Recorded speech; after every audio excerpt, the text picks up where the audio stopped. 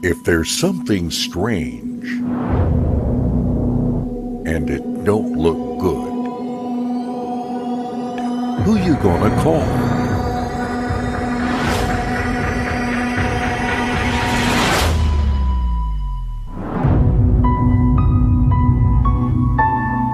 Live from across the plain, still struggling through Google Hangouts, comes the coolest guys you've ever met. Oops, wrong show. Comes the guys who may be weird, who may not be mainstream, and who may believe in things many might call crazy.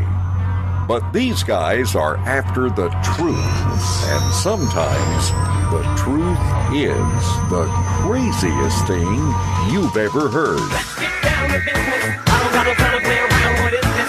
Must be a circus in town. And shut the shit down with these clowns. Can I get a witness? Mayor, Mr. Mayor, come take a look at this. What is it? Have you ever seen anything like that?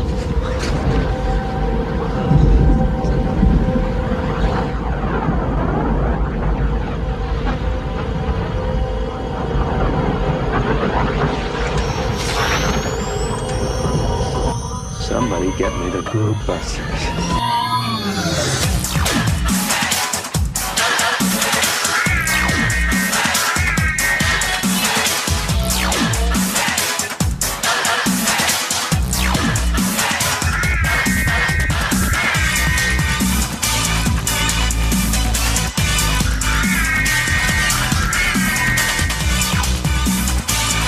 Ladies and gentlemen, this is the Globebusters.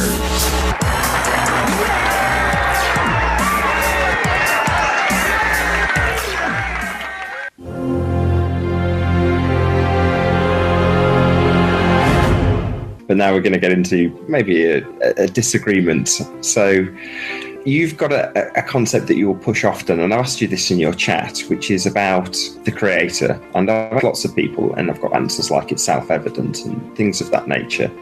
But why? Why do you feel that it's self-evident that there's a creator? Oh, okay. Well, since I was even a teenager, I've always had a strong intuition, precognitions, instances of telepathy. And as I began to study mysticism, mystical experiences, synchronicity, Carl Jung, I started to become more aware of this type of thing. And I would have so many synchronicities that it was clear that I'm being guided by something that transcends my five senses, transcends my body. I'm not saying it's something external. What I think it is a connection to my soul. And I think that when you unplug from the matrix, you reconnect to your own soul. And the fact that I've had these synchronicities, you can't have 5 or 6 or 7 significant, meaningful coincidences in a day. With the current laws of physics as we understand it, it defies probability. Some of these synchronicities, if you know what I'm talking about, it's just a meaningful coincidence that seems to be guiding you somewhere. And that type of stuff made me realize that there is something transcendent about this. And that alone to me says, that we are spiritual beings in physical bodies. We're having this physical experience, and it looks like the elite know this. So if they can cut us off from our souls, they can treat us as physical objects. They want to turn us into animals, is what they want to do. And that's what evolution is. It's taking your soul out of you. Heliocentrism is a religion where man has no soul. Man is an accident. That's why every atheist will say, oh, we're just on an insignificant planet around a dying sun, and we have no souls, and we're just egotistical monkeys. That's their way of trashing us and tearing us down and cutting us off of the fact that, no, we are spiritual beings. And so I see religion as just a way for government to get us to take our natural spirituality and plug it into them. Like they're hijacking it. And that's why I call them parasites. They're not just taking our money, they're cutting us off from our connection to our creator, to our real self, our true, unique, spiritual identity.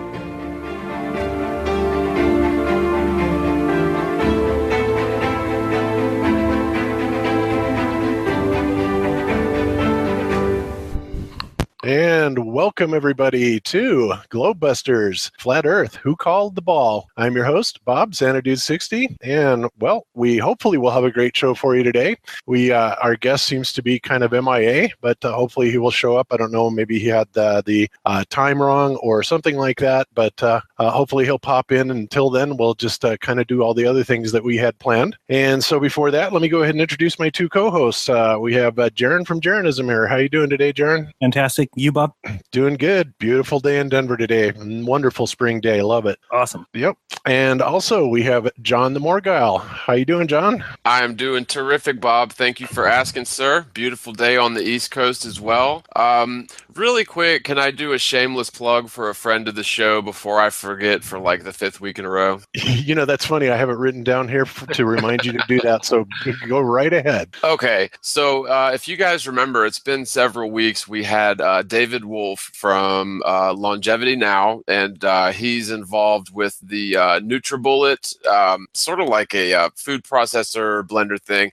And he actually sent us one. And I got to tell you, I got the thing maybe 3 or 4 weeks ago, and I love it. I'm not getting paid to say this. This is just, I wanted to let you guys know, first of all, a big thanks to David Wolf for sending that. But the thing is awesome. It makes great like smoothies and milkshakes and stuff. And I've just been going to town with all sorts of different, it came with like recipe books and just all kinds of cool stuff in there. So if you guys are familiar with the NutriBullet, it's definitely worth it because it just stays on my countertop. I don't even put it up because that's how much I use it. So just wanted to put that out there. Big thanks to David Wolf. And yeah, I meant to say this like 3 weeks ago and I keep forgetting. So there you have it. Awesome. That's cool. Yeah, I didn't get one of those, but then again, that's when I was kind of on sabbatical and I wasn't on the show. So Darren, did you get one too? Whoops. Sorry, I'm mute. I'm back. Okay. Yeah, I did. No, it's totally awesome, and yeah, appreciate it. I talked to David and thanked him. But yeah, I'm the same way, John. We use it for everything. Its power is unbelievable. It just compared to, we used to have one of the, I think it's called a Magic Bullet. It's the little red one. You push the top down, and it did a decent job. But I thought that one was really powerful until we had this one. This one really will rip into things. So pretty awesome. Yeah, I figured out sort of my own little favorite recipe. I put, let's see, bananas, cocoa powder, almond milk, peanut butter, a little bit of coconut oil, and I think that's it. And you just blend it up for like literally 2 seconds, and it turns into like this awesome. It tastes like a Reese's peanut butter cup smoothie, but it's actually pretty healthy. So yeah, I made that one. I made that one up. That wasn't in the recipe book, but it's good. And if anybody else has been into hemp seeds, because we were always buying the insides of the seeds, and I kind of found out that those can go bad. They can kind of spoil, that you should really get the shelled ones. But everything I could find online would give you this multi-step process of putting them through a strainer and doing all this work to get them unshelled. And then I saw somebody who put it in a blender and basically just did that and then ate the whole things, because the shells have a lot of nutrition as well. So that thing just rips right through them. So we don't even have to worry anymore. We just throw all the hemp seeds in there, shell on, and we'll just put just that in there and let it just create like a mash from the hemp seeds, and then you're able to put that on anything, spread it on toast, put it on pasta, put it on salad. So yeah, I think it's awesome. Yeah, hemp seeds have so many vitamins in them, it's ridiculous. They really do. And I haven't been putting hemp seeds in mine, but technically that's illegal in my state. So someone who isn't me might be putting some in there later. Is it illegal? Yeah, I'm in South Carolina. It's totally illegal as crap here, man. Really? Any sort of, even just the hemp, even like hemp seeds. Yeah. Wow, that's amazing. And we're kind of spoiled on it here in Colorado. It's like you got a dispensary almost on every corner here. So it's they're almost becoming as prevalent as liquor stores. It's ridiculous. But it's really doing the economy a lot of good though. Yeah. So I'm thinking of moving there. There you go. So anyway, obviously, Tim, Infinite Plane Society, is not here yet. Again, we're going to hope that he does show up. But in the meantime, the intro that somebody's saying, Karen B said sorry to interrupt, hemp seeds are actually legal. Maybe I'm thinking of pot seeds. Oh, so okay. I guess I just admitted that. Never mind. Okay. There is All a right. difference. Yeah. Anyway, the video that I opened up the show with was, of course, produced by David Weiss, Deep Inside the Rabbit Hole, and it was an excerpt taken from Tim's interview with Nathan Oakley yesterday, which was a fabulous interview, guys. I mean, I was absolutely amazed at how articulate Tim is. He's really incredible, really super smart guy. He's got an interesting history. He's an artist. He is a writer, and I may be wrong, but I think he's also a musician, but don't quote me on that. And he's just got a lot of things going on, and he's also formerly a 32nd degree Freemason, which is very interesting. And he does not hide that fact at all. And in fact, he has revealed quite a few things about Freemasonry on his show, which is the Infinite Plane Society channel on YouTube. And he's just an amazing guy, and I hope that he does show up. I don't know if there was a miscommunication about the show today or not, but or if he's just overslept or something. So we're still trying to get a hold of him. So hopefully he'll be on here soon. So okay, You probably found out that we're shills, so my guess. yeah, that must be it. He's probably went over to Eifers and now we're busted.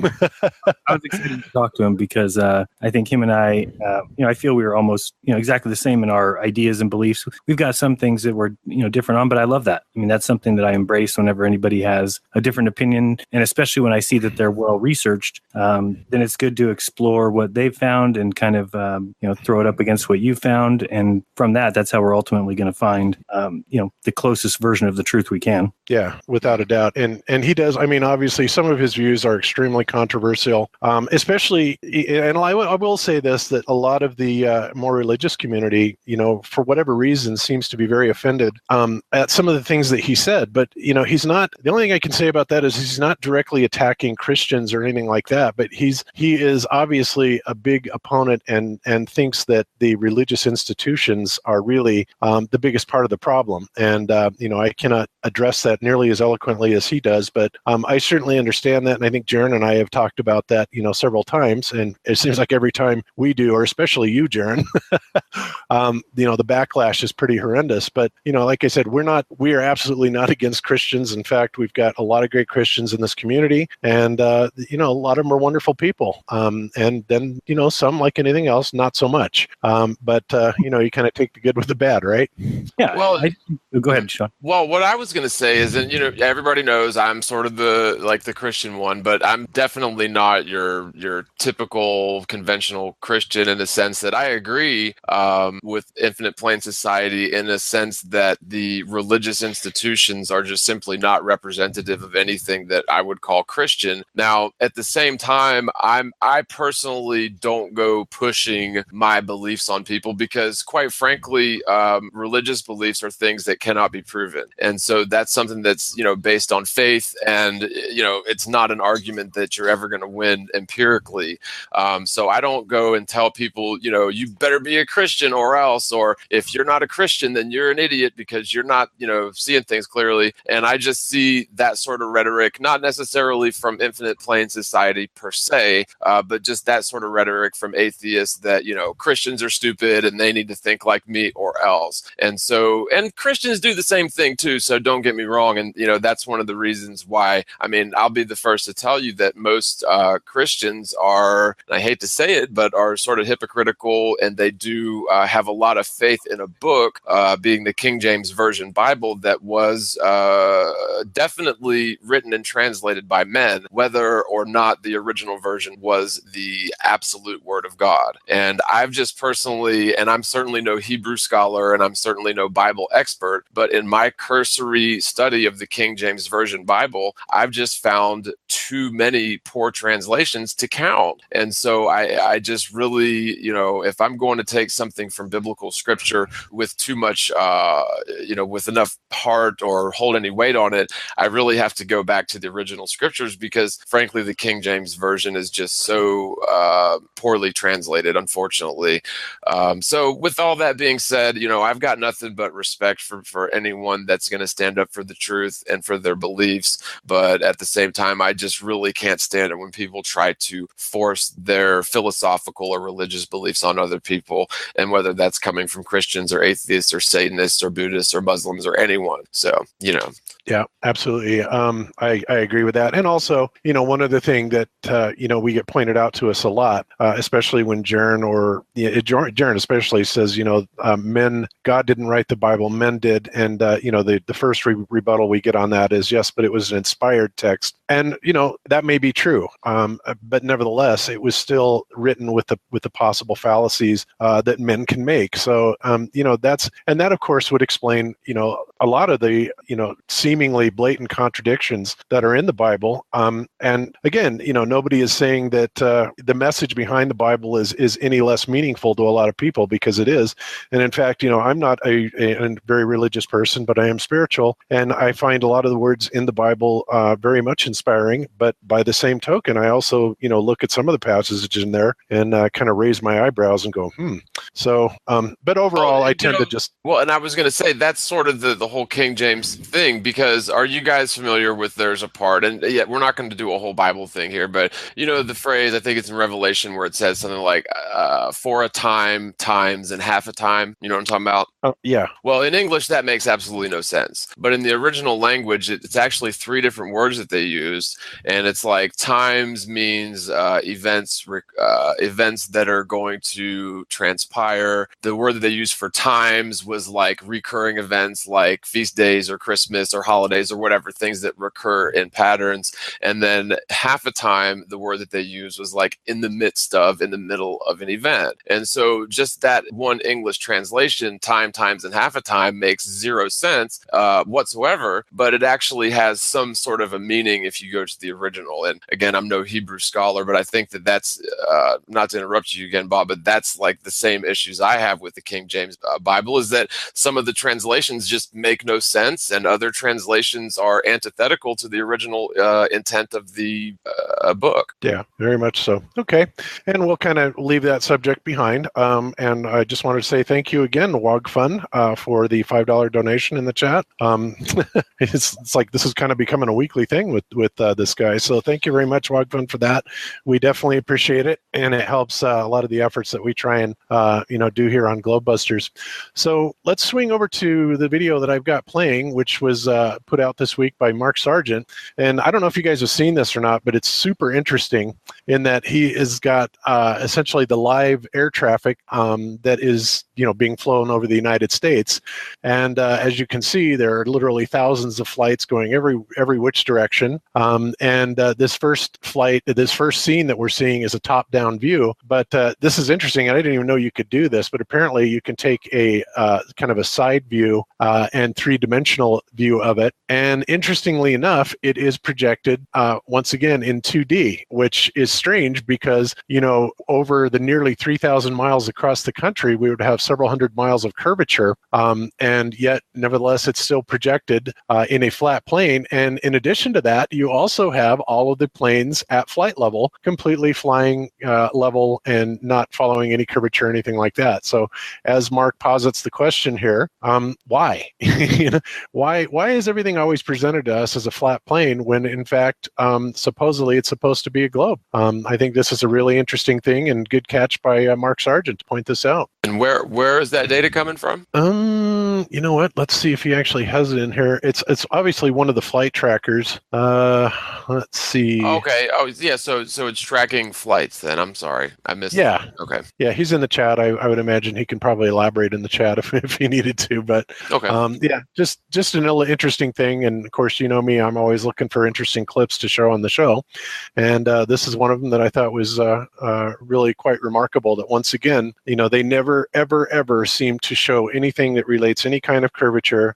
Everything is flat. The maps are flat. The only thing that we ever see is a globe, and we're told that we're on a ball, which of course is preposterous. So, just something else to consider and ask yourself why this is actually happening. So, all right. And Darren, did you get a chance to see this at all, or is this the first time you've seen this? No, it's totally new to me. I wish they would show it a little bit more in scale. Obviously, planes don't fly that high off of the Earth. Yeah. If you were to do that in scale, they would be right next to the kind of where the lowest planes are. Yeah, they'd be. Yeah, most of them look like they're flying about 800 miles if you were to actually keep it in scale. Yeah, or some more. Yeah, some of the ones that are way up high, they're I don't know, half the country in height. Maybe they're flying like 2,000 miles high. That's what some of them look like. Yeah, they're like 5 times higher than the ISS. Yep. And then I did want to just mention that I went to a observatory last night. Some people saw I did go live for a little bit, but was totally unimpressed, totally disappointed. And I really went there with a open mind and was ready to see what we were told we would see, and was excited to see it, and was really disappointed. Walked out. I will never go back. It just was, it was pretty sad. One of the things I showed during the live post was when we got there was probably, 15 people that had their telescopes set up, different sizes, telescopes, different types, was able to look through and see the moon. We waited for nighttime to come. And then looking through what these guys say that they see isn't at all what you see. And even the big telescope, they have a 30-inch Newtonian. And I saw the moon through it, and it was really unimpressive. I mean, I challenge anybody to go out and find your local observatory. Usually they'll have a night once a month or a couple times a month. And we just found this one back in February, I think, and we knew that April 1st was the first program that they were having. They have one, I think, now throughout the entire summer, every Saturday except for the full moon. But what I was showing on the live feed that I did was there was a guy there who had what looked to be the best telescope there. And I'm going to put pictures up, and we have video of it and stuff. But it's a really big telescope, but it's all hooked up through his computer, and it's got a DSLR camera attached to it, and it's got this sighting scope. It's got it's got all the bells and whistles. And so I was really excited to see what he was showing. So I was standing behind him a majority of the time watching what he was doing. And sadly, he kind of got mad at me. You can kind of actually see in that video that he kind of got upset because I was asking a lot of questions, and he got to the point where he didn't want to answer really what I was asking. There was a college class up there from Hartnell College, which is a college near here, and they had like worksheets that they were filling out. So they would come up to him and say, "Now, what are you looking at?" And he would give him the Galaxy M69, whatever. He would write it down, or they would write it down. Then they would ask him what kind of telescope he was using, and he would answer all those things fine. But I was constantly saying, like, "Okay, can you explain to me what we're seeing here? Can you show me what's on the telescope live?" And he was getting frustrated, and the reason why is because the telescope doesn't really show you what you see live. It's a tracking telescope that you punch in what you want to look at, and the telescope moves to that location in the sky, and then you tell it how many images you want and how long you want the focal length, or the how long you want the shutter to be open. And he was taking 6-minute pictures. What is that called? I can't think of the name. 6-minute exposure. Long exposure. Yeah. Time exposures. Yeah. So 6 minutes is extremely long, and I was trying to ask him questions about it, because what would happen is he showed like this beautiful sombrero galaxy on his screen on the computer, and I said, "Did you take that now?" And he said, "No, I took that yesterday. That was last night." And I said, "Okay, well, how many pictures is it?" And he says, "Oh, it was 14 pictures at 6-minute exposure stacked on top of each other." But I was watching him, and when he would take a picture, he would line up the telescope where he wanted it. Then he would hit this little like activate button, and then he would just wait. And like 2 minutes later, then the image would come up. And I was just saying in my own head, and I had to talk to Bob about this because I'm very confused by it, because I don't understand how anybody can be sure that what is returned was actually something taken from his telescope. And I've heard people say before, "Oh, telescopes are CGI," and I've thought that was silly, because I was thinking of a telescope like I had. My telescope, you're able to look through it, and there's no way that what's being returned is digital. You're looking through the eyepiece. You're actually seeing what the telescope is showing you. Now, I did get frustrated with it and get rid of it, because the eyepiece itself caused a spherical appearance of items. If you could just take the eyepiece off, look at your car, and the car wouldn't become a sphere. I don't mean that, but I mean all of a sudden the car would be kind of warped like a fisheye camera a little bit away from you. So I was getting pissed, like, what's going on here? Of course, then if you look at anything in the sky, of course it's going to look like a sphere. I can just look at my car through the eyepiece and see that it looks like a sphere, or that it's got a spherical form to it. So that's why we got rid of ours. And plus, I never could see a galaxy or you could barely see Mars. It just appeared as a red dot. And so ultimately, I just was frustrated by the whole process. The whole setup didn't seem like what I expected. And yeah, you can check out that video. I'm going to put up another one with some other videos that we took when we got there and kind of show the setup. But I challenge anybody, just search your local observatory and go check it out, because hopefully you see what you want to see. I didn't. I have kind of still hold on to my same beliefs about space. Yeah, it's funny because the Catholic/Jesuits have been some of the most prolific, creators of really well-known astronomers throughout history, and they've got some of the most powerful telescopes in their observatories and everything. And yeah, I've heard similar, and I've actually seen evidence that seems to support the idea that, sort of like a virtual reality matrix, that these telescopes may be sort of tapped into, to where it's totally possible with technology that they could be maybe not CGIing the images, but adding enhancements and sort of layer masks over what they know to be in that portion of the grid. I mean, it's similar to like virtual reality technology, to where if you've got the headpiece on, you can look in any direction, and your field of view and scenery is going to change as if you're actually turning your head. So it would be really easy for them to do something like that with multi-million-dollar telescopes, for sure. Well, I don't know if you've ever left your camera lens open for a long time, but I remember being at the park and it was nighttime, and my wife and I just opened, I forgot what the longest we can do on our camera is, but when we took a picture, it like everything shows. It's all so bright. The sky looks like it's almost daytime. Every light that you can see from like a house or a store across the street is like really bright and looks neon. And so I'm just looking at it. That's like maybe it's a 20-second exposure. So imagine 6-minute exposure. You're zoomed in, just like we know a microscope looks at a leaf while a telescope looks at the sky, and you're zoomed in extremely far. And then you do an open exposure.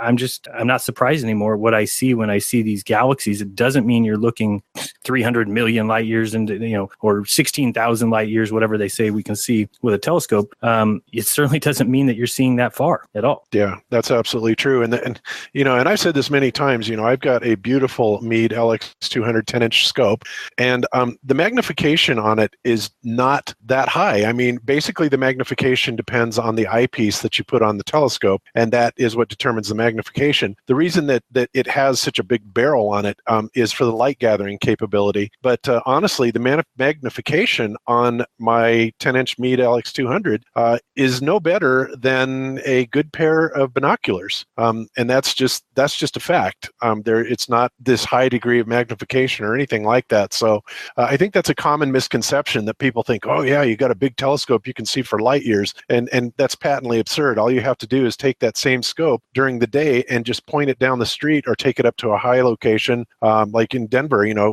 I could take my scope up to the mountains, point it down, look over the city, and honestly, the magnification is no better really than my P900. So but of course the light gathering capability is far superior because it has an aperture of 10 inches basically. So yeah, that's a big common misconception for people. And also, we have just been joined by Tim. Hey, all right. So Tim, are you there? Yes, I'm here. Can you hear me okay? I hear you just fine. Awesome, sir. We were getting worried about you. Yeah, someone asked me if I had my head chopped off by Lord Stephen Christ, or if maybe the pervert Masons got me. But no. I was editing my latest video and I got kind of caught up. I think you know how that gets. Yeah, well, I can imagine. I don't make videos. I just do talk shows, but I'm sure Jaron and Morgal absolutely know how that goes. Yeah, no doubt. Yeah. Once you get in the zone, man, that's yeah. Yeah, it's the zone. That's it. But I like what you have on the screen here. Fewer than 1% of papers in scientific journals follow the scientific method. Yeah. The roadblock. I have a whole. I'm sorry. No, I was just going to say that this roadblock to people actually understanding any of what we're talking about when it comes to an alternative cosmology is that they've mistaken scientism, or this religious thing, as a belief system, when science is just a method. But people are so scientifically illiterate, fools, and the media, of course. Mm-hmm. Yeah, they really are. And one of the craziest things that I've ever seen in this research is when you go looking for a certain scientific paper, you can find them, but all of a sudden, every single site charges you $45 to read a scientific paper. Now, consider that. You're talking about the current going truth, the facts that make up the entire world, that make up everything we're supposed to believe. And of all things that there are that would be charged money for, how could you charge people money to review the facts? The fact is that this is what makes these people the new priest class. It's what makes them so powerful, is that they get to dictate what the truth is. And if you're going to even question them on their truth, well, you're going to pay me money to review my paper. It is completely opposite of what science should be. If there's anything that should be free to the public, it's the current scientific papers that are being submitted to these journals that are being peer reviewed. They're peer reviewed, but I can't even see them. I've never been able to see one of the papers I've looked for because they want to charge me $45 for a PDF. It's a freaking joke. Yeah, they'd have to pay me to read some of that garbage anyway. But you're right in drawing a parallel, because this is exactly what the priesthood did. Was you can't translate the Latin into the Vulgate, and if you do, we're going to come kill you. And if you were to go pay for these sites and publish that information and just let it out, you would be sued. I mean, it is really about a knowledge monopoly and establishing a priest class. Yeah. What was the name of the guy that invented Reddit? Apparently killed himself. Forget the name, but he hacked into some. Well, the big thing was like public libraries everywhere had all their databases where they were making people pay for like records and articles and stuff from the Library of Congress and institutions that have all this information on local networks. And he basically was able to hack into all these places and let people get access to these scientific studies and data and just anything that would be at any sort of library for free. And he got in big trouble for that. And again, he apparently committed suicide, but I don't know. Who knows? It fits the pattern. It fits the pattern. I mean, up until the Reformation was actually successful to the point where they actually had the printing press and movable type. They ruthlessly went after these people and murdered them for daring to translate it and make it available into the common tongue. So it fits the pattern. And then when they finally decided to come out with the printing press, which a lot of people will call, the single most important invention of all time, and I think it was the single most used method to get out a certain narrative that isn't true, but you can call it true. Because when you get that first chance, you have to remember people are illiterate for the most part because there was no books. If you had a book, it was handwritten and, there wasn't a lot of them. So when they made the printing press, they were able to get together, decide what exactly do we want people to believe? What truth do we want to put out there? They were able to describe the narrative, print it in mass, send it out to people who for the first time were getting a chance to sit down and read and to learn. And of course, everything they took in, they took as Godspell. They took it as absolute fact. They would have never even thought that, okay, what I'm being told here in this book is a lie. They thought it was the same thing we thought in school, right? We thought that it was, we all got to sit down in these desks and the teacher got up there and dictated truth. We took notes. We repeated it on tests. Not once did I ever think to myself, maybe what I'm being told here isn't the truth. I kind of pictured a society where that's how you wanted children to grow up. You wanted them to be smart. You wanted them to be educated. And when you look back now, you realize exactly what it was. It was indoctrination. There's so many lies taught to you in class, and you can't even blame your teachers because they're teaching from a lesson plan that was given to them that they learned from. So they, of course, get up in front of you and they think they're teaching you the truth. Pretty sad state of affairs. Yeah, by the way, that was Aaron Schwartz, by the way. Yeah, you got it. Aaron Schwartz. Okay. Yeah.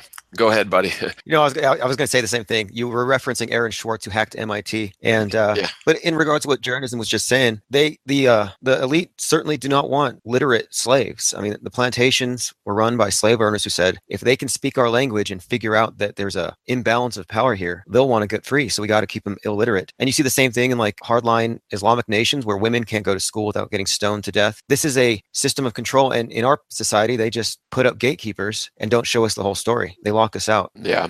So slavery, in terms of the past in America was a terrible thing, but it really seems to be used as a divisive topic that, we people, the majority of us who aren't part of this 1% elitists, we really need to stick together. And, I'm blonde-headed and blue-eyed, and most people would probably assume that my great-grandfather or whatever owned slaves. But in fact, my grandfather moved here from Greece when he was young. So I'm only, second, or I guess you'd say say, third generation Americans. So, there is a lot of sort of, I guess you could say, white guilt, but not everybody owned slaves. It did happen in the past. It was an awful thing. And, we just need to come together, regardless of skin color, because frankly, you've got the sort of Illuminati types, if you will, in every race, in every creed. They have no allegiance to states or nations. Really, they only have an allegiance to each other, which is these secret societies. And so, they're not looking at people in terms of race. So I don't think we should either. And in fact, the only way that we're going to overcome this major oppression that we're under is if everybody sort of comes together, And so you mentioned slavery. We're all sort of debt slaves, regardless of what your race or ethnicity is. And that's, no thanks to the Federal Reserve and financial scams going on with members FDIC and such with their fractional reserve scams. But yeah, slavery certainly is not a thing of the past, but you're absolutely right. I totally agree that they realize that whips and chains and, ruling people by oppression and violence is only going to eventually result in an uprising. And so they've gotten away with sort of soft slavery, if you will, for a long time on everybody, but people are still waking up to it. So thank goodness for that. But anyway, not to talk on too long, but just wanted to get that out there. Oh, you made a great point. The fact is, there's a really good book on the subject by Jim Goad called The Redneck Manifesto. And it's about how this whole thing of white guilt is totally undeserved. We've had serfdom. Everyone, we had slavery as a universal value everywhere. No one is innocent. Everyone has been a part of it. But the fact is, in this book, he describes most of the racial animosity was intentionally ginned up by the elites to keep the poor from realizing that they have a common enemy. Yep. I totally agreed. Yeah, absolutely. Okay, Tim. So go ahead, Jaron. I was going to say, when it kind of will lead you in the same direction as if you look up and look into the Holocaust. But I mean, when you talk about the slave trade, just do some number crunching on what they tell you and figure out the percentage chances that it's true. I mean, they say that, I believe they say that the amount of slaves was something like 12.5 million that came across between 1525 and 1875. So you're talking 350 years. And then they say of those 12.5 million, 10.7 million actually made it over that didn't die in the trips. So even if you just look at the ones that made it over, 10.5 million,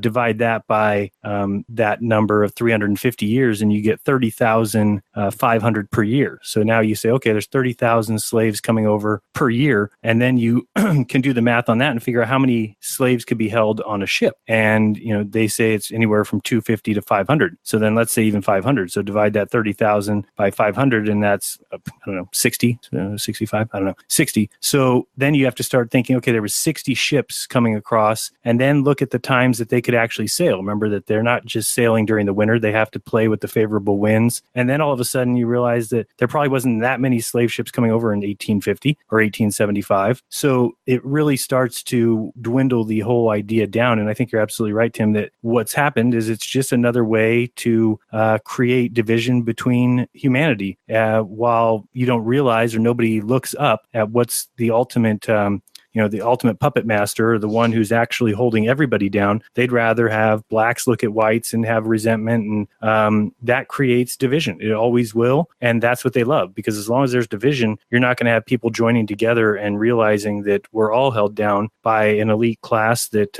certainly lives a different life, that operates under different morality, has more money in the 1% than the everything else combined. And it's just it's sad that people still can't see it or want to argue with each other, rather than looking for the root cause of the entire problems that plague humanity. Yeah, if I could just make one final point on this, unless anyone else has, because it's a really important topic, I think, too, and it does have to do with flat Earth and faking of history. But of course, the so-called founding fathers had slaves, and these are the same guys that wrote, all men are created equal. But these so-called founding fathers, like with George Washington being the alleged first president, of course, we all know that now there were 8 presidents, well, 7 different guys under 8 presidential terms before George Washington.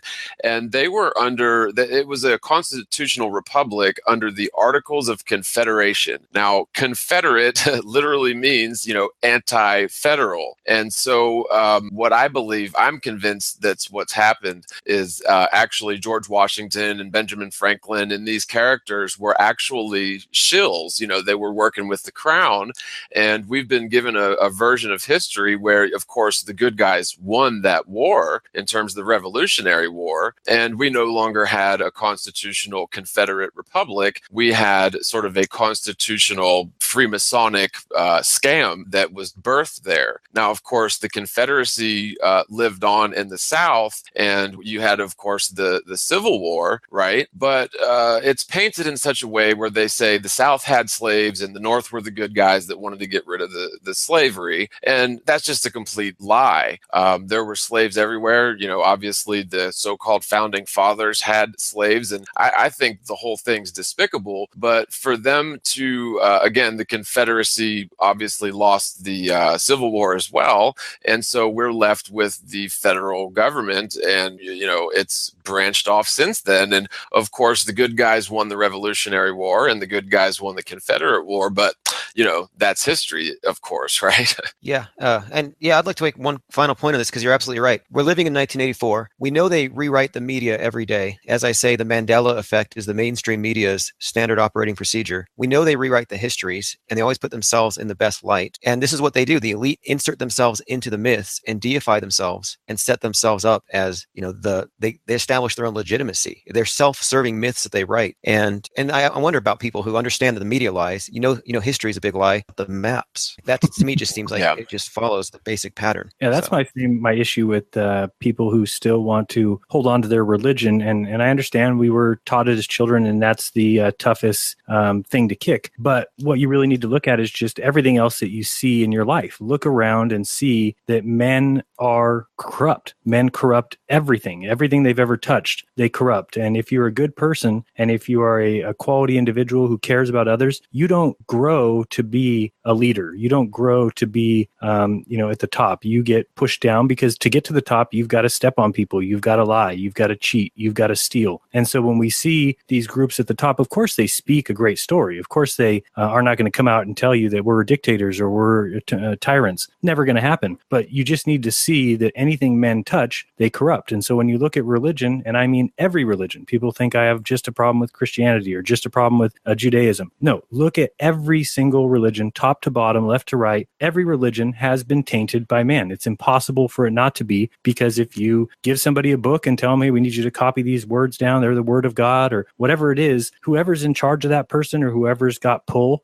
knows that they can use it. Money is such a determining factor in what everybody does that if money's involved, then you know it's corrupt. And from that, you should realize that any religion and every religion has been corrupted by man, by gross people who don't care about others, who are going to, on the outside, look like they do. They're going to tell you, for instance, the Catholic Church is not going to come right out and tell you that they don't care about anybody, that they just want money, that they just want control. They're not going to tell you that. So they're going to come out with the Pope who's going to talk about peace and talk about this and that and togetherness, and we need to all be, that's the outer appearance that they give you. And of course, my struggle is always, why can't people see through men? That there's nobody in your entire life that has never lied to you. Even your father, your mother, they've lied to you at some point, your brother, your sister, your ex-girlfriend, your wife, everybody's lied to you. So at that point, don't we come to the conclusion that we shouldn't trust anything that men have had a chance to corrupt without really looking into it? And yet religion just gets a free pass, and people, but the state is going against Christianity. The state hates Christians. Well, do they really? Because, last time I checked, they don't pay taxes. If they hated churches, believe me, they would be taxed heavily. They're not taxed because they create exactly what the state wants. They all work together. It creates a class of people who are held down. They're meek. They think they're going to inherit the earth eventually, but it's just pretty obvious that men at the top are ruining your lives. They're lying to you in every facet and holding you down. And as long as you keep letting them, believe me, they're going to keep doing it. Well, one thing about the whole tax-free churches thing, the 501(c) corporation or whatever the heck it is, the government actually uses that as leverage against churches, especially Protestant churches. I live in the official Bible Belt, and so there's a lot of Baptist and, all sorts of Protestant churches everywhere. And a lot of people who are self-proclaimed Protestant Christians one way or another. But if you ask them, do they know what it means to be Protestant? They honestly can't tell you, but they will swear up and down that they are a Protestant, even though they don't know what it means.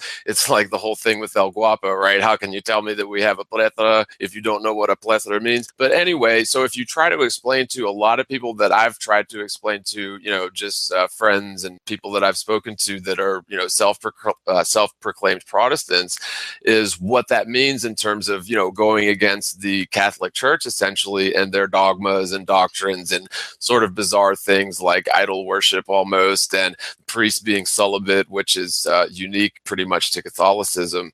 And so if you try to explain this sort of thing to Protestants, they're like, God, you must be some sort of crazy conspiracy theorist, because in fact, if Protestant churches teach the truth about the history between, the Catholic Church and Protestantism, they'll lose that tax-free status from what I gather. And of course, one of the fundamental driving forces behind the colonization of America was getting away from the really quite oppressive and crazy Roman Catholic Church. I mean, look at what they've done throughout history in terms of the Inquisition and the Crusades, just to name two things. Well, with regards to Protestantism, I'm more and more coming to the opinion that if it didn't start out as controlled opposition, it pretty much is. Because you're right, it does become subservient to the state. And, people criticize you if you harp on religions, but we have to remember, too, that the globe and heliocentrism is a religion. The globe is an idol. And then with regards to Protestantism, many of them ascribe to the belief in this second coming and the Antichrist coming and all that. And that was a lie made up by Jesuits in the 1520s. Some Jesuit, Ribera, he invented that. He was commissioned to. So a lot of them are buying into this fear-based terrorism and this apocalyptic doom saying that, like global warming, has no basis in reality, but it's very profitable for the priest class to have these people believe this thing. Yeah. Well, if I could tax cow farts, I'd do it too.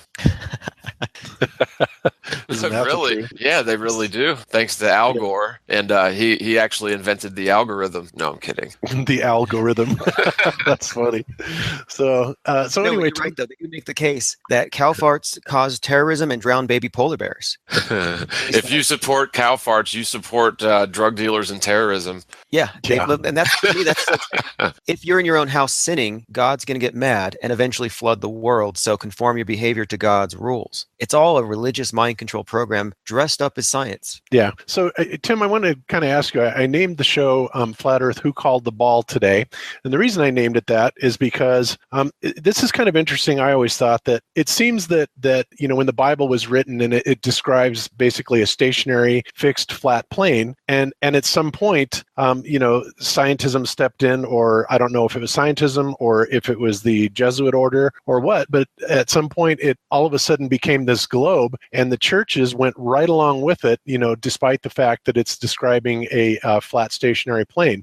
So when, I'm asking a question, who called the ball? In other words, who decided to make this the religion? Would you trace that back to the Jesuits, or how would you describe that happening? I would say it had something to do with, with the Reformation was triggered by technology. And I think it had something to do with the reality the elite were facing, that even if we have a dome set up, or even if there is one, it doesn't matter. We don't want people going to the edge. If they want to constrain our movements, I think they came to the realization that we're going to have to pull something off in case they develop too much. Like right now, you're talking about getting is better. The telescopes the common person gets. Like this Reformation isn't just about knowledge, it's about technology. And when we get up to par with where we can find out what we're really on, becomes a threat. So I'm thinking it's more about parameters for us, and you make some excuse like, why bother going south? You're just going to come out over the top again. And I think it's just part of maintaining control over the domain. Like now you can't, there's nowhere to run. Before you could be a pilgrim, you could go to the New World once they found out that it doesn't just take you, to India or whatever. But yeah, I think it's all about constraining our movements. I think for me, it became most obvious when, and this is why I think, and I don't want to say that my voice is important, but I've been through so much in my life, being raised religious and then going to a Jesuit high school, one of the best in California, that each of those levels taught me something about the world. And the Jesuit high school taught me right off the bat something was up, because I'm raised Catholic. like I'm raised to basically believe that the Bible story. I mean, we Catholics don't believe it word for word, but it is considered the word of God or inspired by God. So you still take everything that's said. You just don't necessarily have to believe that Noah built a boat. So growing up that way and then getting to high school and being put from one class, religious studies, and then your next period is science and talking about evolution, I noticed something was just wrong. I said, well, hold on a second. Like, what are they doing? Why would they confuse me to teach me religion on one end and evolution and science on the other? And so when, in my research, I've now realized exactly why. And when you look back and look at the beginnings of the real scientific method, as they call it, even though it wasn't at that time, you had Jesuits going out, building these observatories, convincing people that they knew the truth, that the earth was this ball, and it really, to me at least, appears to be a setup kind of system to where you keep the church believing the whole idea of being centered, and you kind of keep that belief so that people come back to you if they ever get away from the ball idea. And I think that's ultimately what they set up. By sending these Jesuits out there to teach a false cosmology, all of a sudden, if it's ever found out to be false, where do people fall back to? They fall back to the church. So it's ultimately a master plan of control, and one that we can't comprehend because these people don't think on terms of 50 years, 75 years. They think on terms much, much larger. Yeah, they totally do.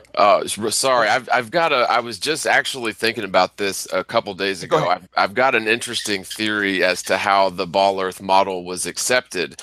And you know how the Catholic Church, they gave, who was it, Galileo house arrest for purporting a ball earth, and was it Galileo, published his stuff after he died or whatever. And there was this, well, first of all, the Catholic Church actually agreed with the ball earth model for a while. And then they decided to take a very harsh stance against it. And it's almost as if by them, saying, no, you can't say the earth is a ball, and, allegedly imprisoning people and worse. It's almost as if, Protestants would say, well, wait a minute, if the Catholic Church is saying that this is wrong and they're killing people for purporting a ball, then maybe there's something to it. And so they sort of use a reverse psychology on the people at large. Does that make sense? That's good thinking. And Cathexis just messaged me to mention this, that Copernicus dedicated his book to Pope Paul III. And I think what Jeranism just pretty much summarized as well is that heliocentrism was the anti-Reformation. The Reformation was followed by this Council of Trent, where they said, we have to do whatever we must for this. We got to do whatever we have to do to get everyone back into the fold of Mother Church. So by creating heliocentrism, putting it into the schools and teaching it as scientific doctrine, they kept everyone in the cult. It was a massive deception, very clever. And as he was saying, they think in terms of centuries. They have to. I mean, this was a very well thought out plan. Yeah, absolutely. And, regardless of whether or not the ancient Greeks theorized it, in 300 BC or whatever, even if they did, it wasn't widely accepted for, a long, many hundreds of years after that. And it was even debated up to that point and throughout, all the way up to the 1800s and up to today. It's, obviously it's come out with a vengeance the last couple of years. But yeah, it's definitely something that it seems like that some sort of cultural masterminds had a couple 100-year plan that spans many generations in order to really cement this thing into the public subconscious. And I'll tell you what, they did an excellent job of it. Well, remember, the word Catholic means in Latin universal. So whenever I go to the movies and I see that universal logo blazoned across the globe, I'm like, yep, that's the idol of the New World Order religion that we were all indoctrinated into. We were all cheated out of a true scientific revolution. Our educations were undermined. I mean, we were robbed. We really were. And if you even look up the people that started the school system, in the Freemasonry, and also look at all the higher education from Harvard, all these places are religious based, started by Jesuits. And really, even I'm just looking at this list of Jesuit scientists, it says here that the Jesuits have been described as the single most important contributor to experimental physics in the 17th century, and that they contributed to the development of pendulum clocks, pantographs, barometers, reflecting telescopes, microscopes, scientific fields such as magnetism, optics, electricity. They observed before anyone else the color bands on Jupiter, Andromeda, Saturn's rings. They theorized about the circulation of blood, the theoretical possibility of flight, the way the moon affects the tides, the way alive, nature of light. So our science is a church creation. And you know, it's the same thing for the way I see why Christians that don't like Catholics, I don't understand that whole story, because they go off of a Bible written by Catholics. And it's kind of the same thing with science hates the church, yet they go off books written by the church. It's the same kind of nonsense. That is funny. Well, it really is all about them maintaining control of the interpretation of reality. And when they lost control over the Bible as being the official reality filter for the world, they said, well, if the next reality filter is going to be the scientific method, let's take that over and then pervert it and make it into an ideology. And now we're living in it. And anyone who has any illusions about it, I think it's important to point out, we don't have a separation of church and state. We really don't. And even with, you look at global warming and this whole eschatology, it is a religious paradigm we're in. It is a theocratic state, and we're slowly ceding power. The more these scientists get the power to define reality, they're giving all this money to NASA, the more we're moving away from reality and into a religious paradigm. Every psyop they get away with is another myth accepted as real. Yeah, well, hey, don't you know that NASA says that all the other planets are warming too? No, I'm kidding. Go ahead, Bob. Yeah, so I was going to ask you, Tim. So one of the things that we often hear is that the Jews are in control of everything, and I think that sometimes I wonder if that isn't an absolute misdirection, because you do seem to see the Jews in extremely powerful and high money, high control positions, all over the place. They seem to own the media. They are in control of just about everything, it seems like. However, I've also heard that the Vatican is one of the largest, if not the largest, business empire on the face of the plane. So it's kind of an interesting thought, because I'm wondering, which came first, or who is actually behind this? I mean, somebody said the other day that the Jesuits were actually started by a Jew, and I don't know if that's true or not, and I'm hoping you can answer that question, but I always thought it was like Ignatius Loyola that started the Jesuits, but maybe I'm wrong. So who exactly is behind this? I mean, I understand that it's, kind of across the board, but do you think that maybe the Jews are being set up, pretty much more or less as a scapegoat by the Jesuits, or are they all complicit, or how is this working? Yeah, I think it's textbook, or rather it's a blueprint they have, where it's a standard tactic to divert attention to a scapegoat, which just controls the narrative. And it doesn't mean that this particular group isn't guilty or what, because it is, I believe it's a historical fact that the Jesuits were pretty much mostly crypto Jews. But the thing is, there's this narrative being painted that the Jews corrupted the church or hijacked the church and took it over and then created the globe or whatever. But no, this is a control system that basically is rebooted 500 years ago. Like I'm saying, heliocentrism is an extension of Christianity, which was nothing more than Roman polytheism disguised and Judaized and disguised as monotheistic. So what I'm saying is that it doesn't really matter necessarily that even if you can point fingers and say that Jews and Masons were primarily behind it, because it was an extension of an older control system with the Vatican, emerging from the Vatican. And scapegoating Jews allows them to keep people from looking at Rome. And that's kind of been the trick all along, I think, is that if you can have a scapegoat, a consistent scapegoat, then you can define the narrative and keep people from looking at where this thing is originating from. And as far as Jews and the media and all that, someone put it pretty well yesterday in one of my comments. They said, it's almost as though the Jesuits own the theater and the Jews are selling the popcorn and making the films. And I'm like, that's interesting. Because there is a collusion between, I define it as a hydra, because it's easy for me to explain it to people. So you have Judaism, Christianity, Islam, heliocentrism, Freemasonry, and then it's political wing globalism. And then you put it all together. You could even throw NASA on as a separate head if you don't want to include it with globalism. But they all run to the same place, which is what was once known as this Roman Catholic Church, the Universal Church, the One World Order Church, but which we now know as heliocentrism. And so I think it comes down not constructive to scapegoat one person. No, and I would agree, but I think that it also is a criminal enterprise all over. And what happens is you've got these criminals in every facet, and they don't rat each other out, and they let each other exist because they each have skeletons in the closet. If you and your buddy go rob a bank, well, neither one of you can really speak out and ever admit or even throw the other person under the bus, because they're just going to rat out you right back. So it's better that you both keep to yourselves, and that you might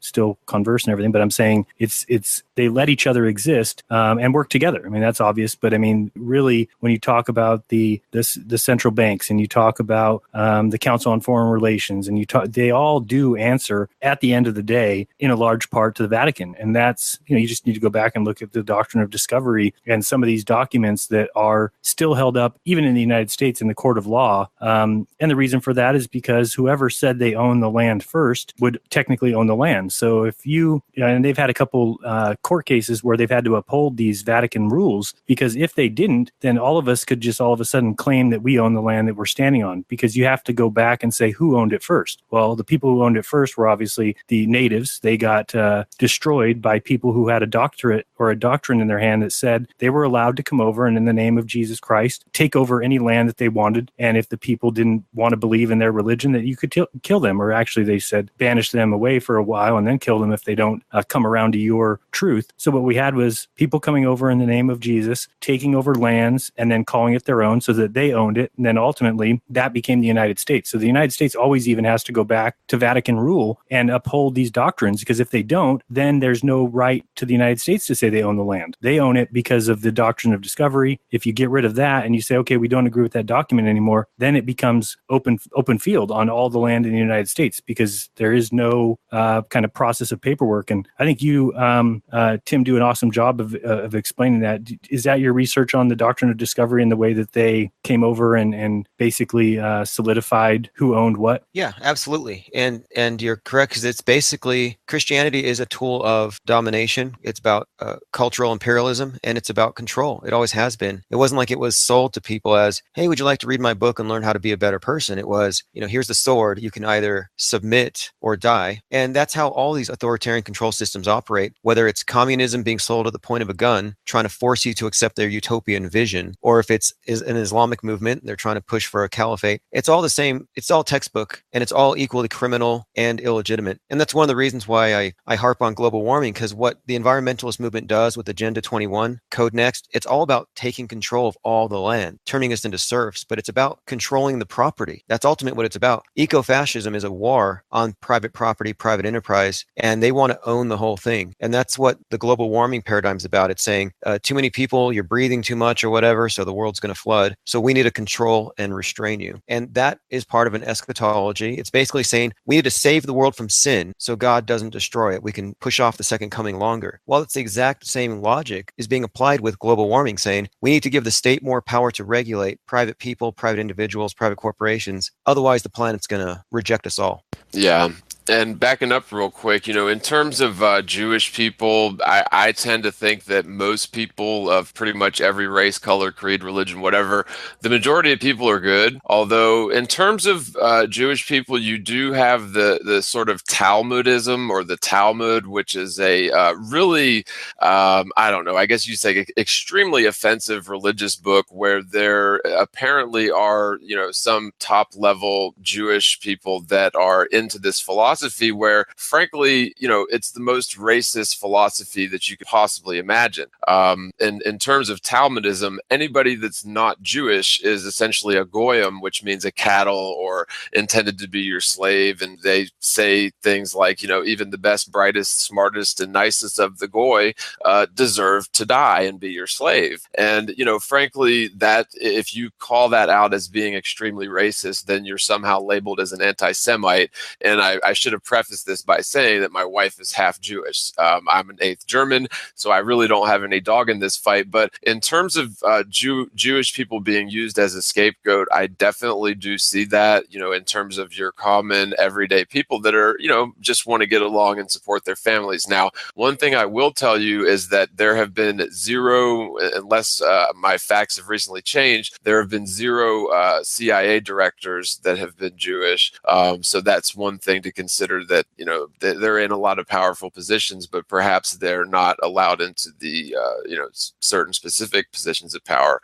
Now, my research has also led me to believe that the Jesuit Society and Catholicism have a lot of crypto Jewish people involved in very high levels, and in fact, my research has led me to believe that so did the Nazis. But you got to understand that the mafia, the unions, the judiciary branch, which is very ecclesiastical, the Masons, the Federal Reserve Bank, and a lot of these institutions are being run by psychopathic people that have this Talmudistic or Talmud mindset. And I think that sort of just ultra racist mindset would definitely breed a lot of psychopaths, I'm sorry to say. I'm not racist really in the slightest. I respect anybody, until they disrespect me, frankly. But to say that everybody in the world that isn't, my race, which I'm a Heinz 57, I can't even count on two hands all the different things that I am, mostly Greek and Irish. But,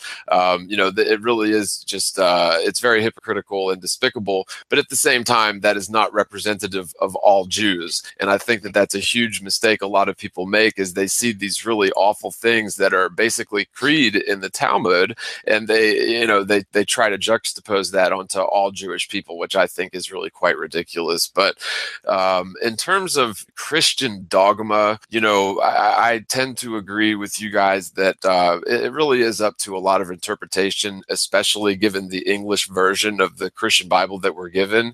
And it's almost as if the whole idea of a firmament or a dome was sort of this first idea that Earth is inescapable. And, I guess maybe along the line somewhere, they figured out that people were going to be able to go far enough south to where maybe they had to make it a globe so that people wouldn't even try. And of course, people don't try, so it works. I don't know. So that's just sort of my theory on that. But yeah, even the mafia and lots of different Masonic organizations and just lots of things that you wouldn't think are part of this sort of secret society. It's not just involved with Jewish people. It's involved with pretty much everybody around the world. Just and maybe 5 million people in the entire world that are part of this. And I would say that 4.9 million of them probably have no idea what's going on at the upper echelons of the thing. Yeah. Well, you make a good point. And on your last point, with regards to restricting movement, I've been doing some research into Reagan's role in NASA and how they basically made it so that there are basically, I think, 17 regulatory bodies you have to contend with if you want to get engaged in any kind of space entrepreneurialism. They've made it impossible for us to travel. And then, of course, everyone thinks you can only go up. No one's thinking about going laterally. But NASA's job, they're disguised as, we're on the frontier of space. No, their actual purpose is to stop us from going anywhere. Right. Yeah. And that's what I'm saying. It's almost as if, and, not to argue the dome or no dome, but to me, the firmament is a misnomer. The original word was simply expanse. And so this was sort of a cage to put us in.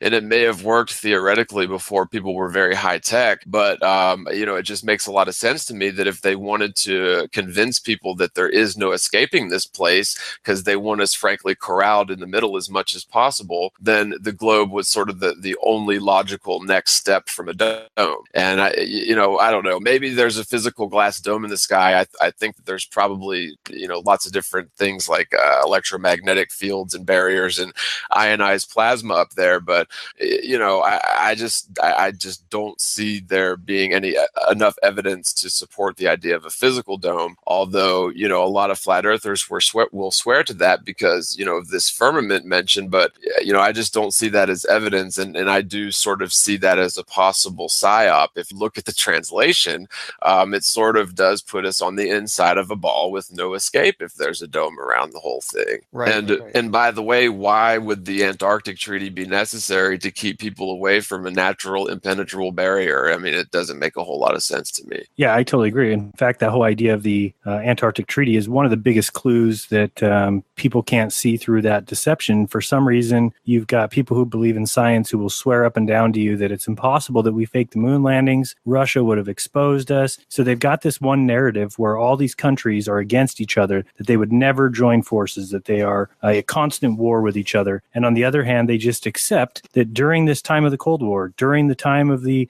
crises and all the wars that we've had since the 40s, that during that time period, there was a group of people who went down, found Antarctica, and just said, okay, we're going to be peaceful when it comes to this huge land oasis, when it comes to this huge resource center. We're just going to be scientific. We're going to care about the environment. We're going to do everything right. We're going to be friendly here. And the same thing happens in space, right? right? I mean, during the same time, we've got Soyuz, docking with the Mir and docking with the space station. It's all so ridiculous, the story that we're being told, and people just can't see through it. And that's the craziest thing to me is how can't you see that either one has to be true? You can't have both. So either we are against each other and then the whole idea of the Antarctic Treaty gets thrown out, or we're not against each other and then the whole idea of the moon landings and that kind of narrative goes out. So one of those is true and both of them lead to the same place. They both lead to a fact that we've been lied to, that the world that we've been taught isn't correct. The idea of space travel isn't correct. It's all right there in front of you. You just have to use your head, and people are so afraid to do that. People want to be told what the truth is and then just agree to it. They don't want to have to come up with the truth themselves. And I think it's the most freeing feeling there is to look at evidence, bring it into your own mind, and come out with a narrative that fits reality. And when you want to try and explain it to others and they want to fight it, it gets frustrating. Yeah, it does. And so many people ask, well, what's the motive? Why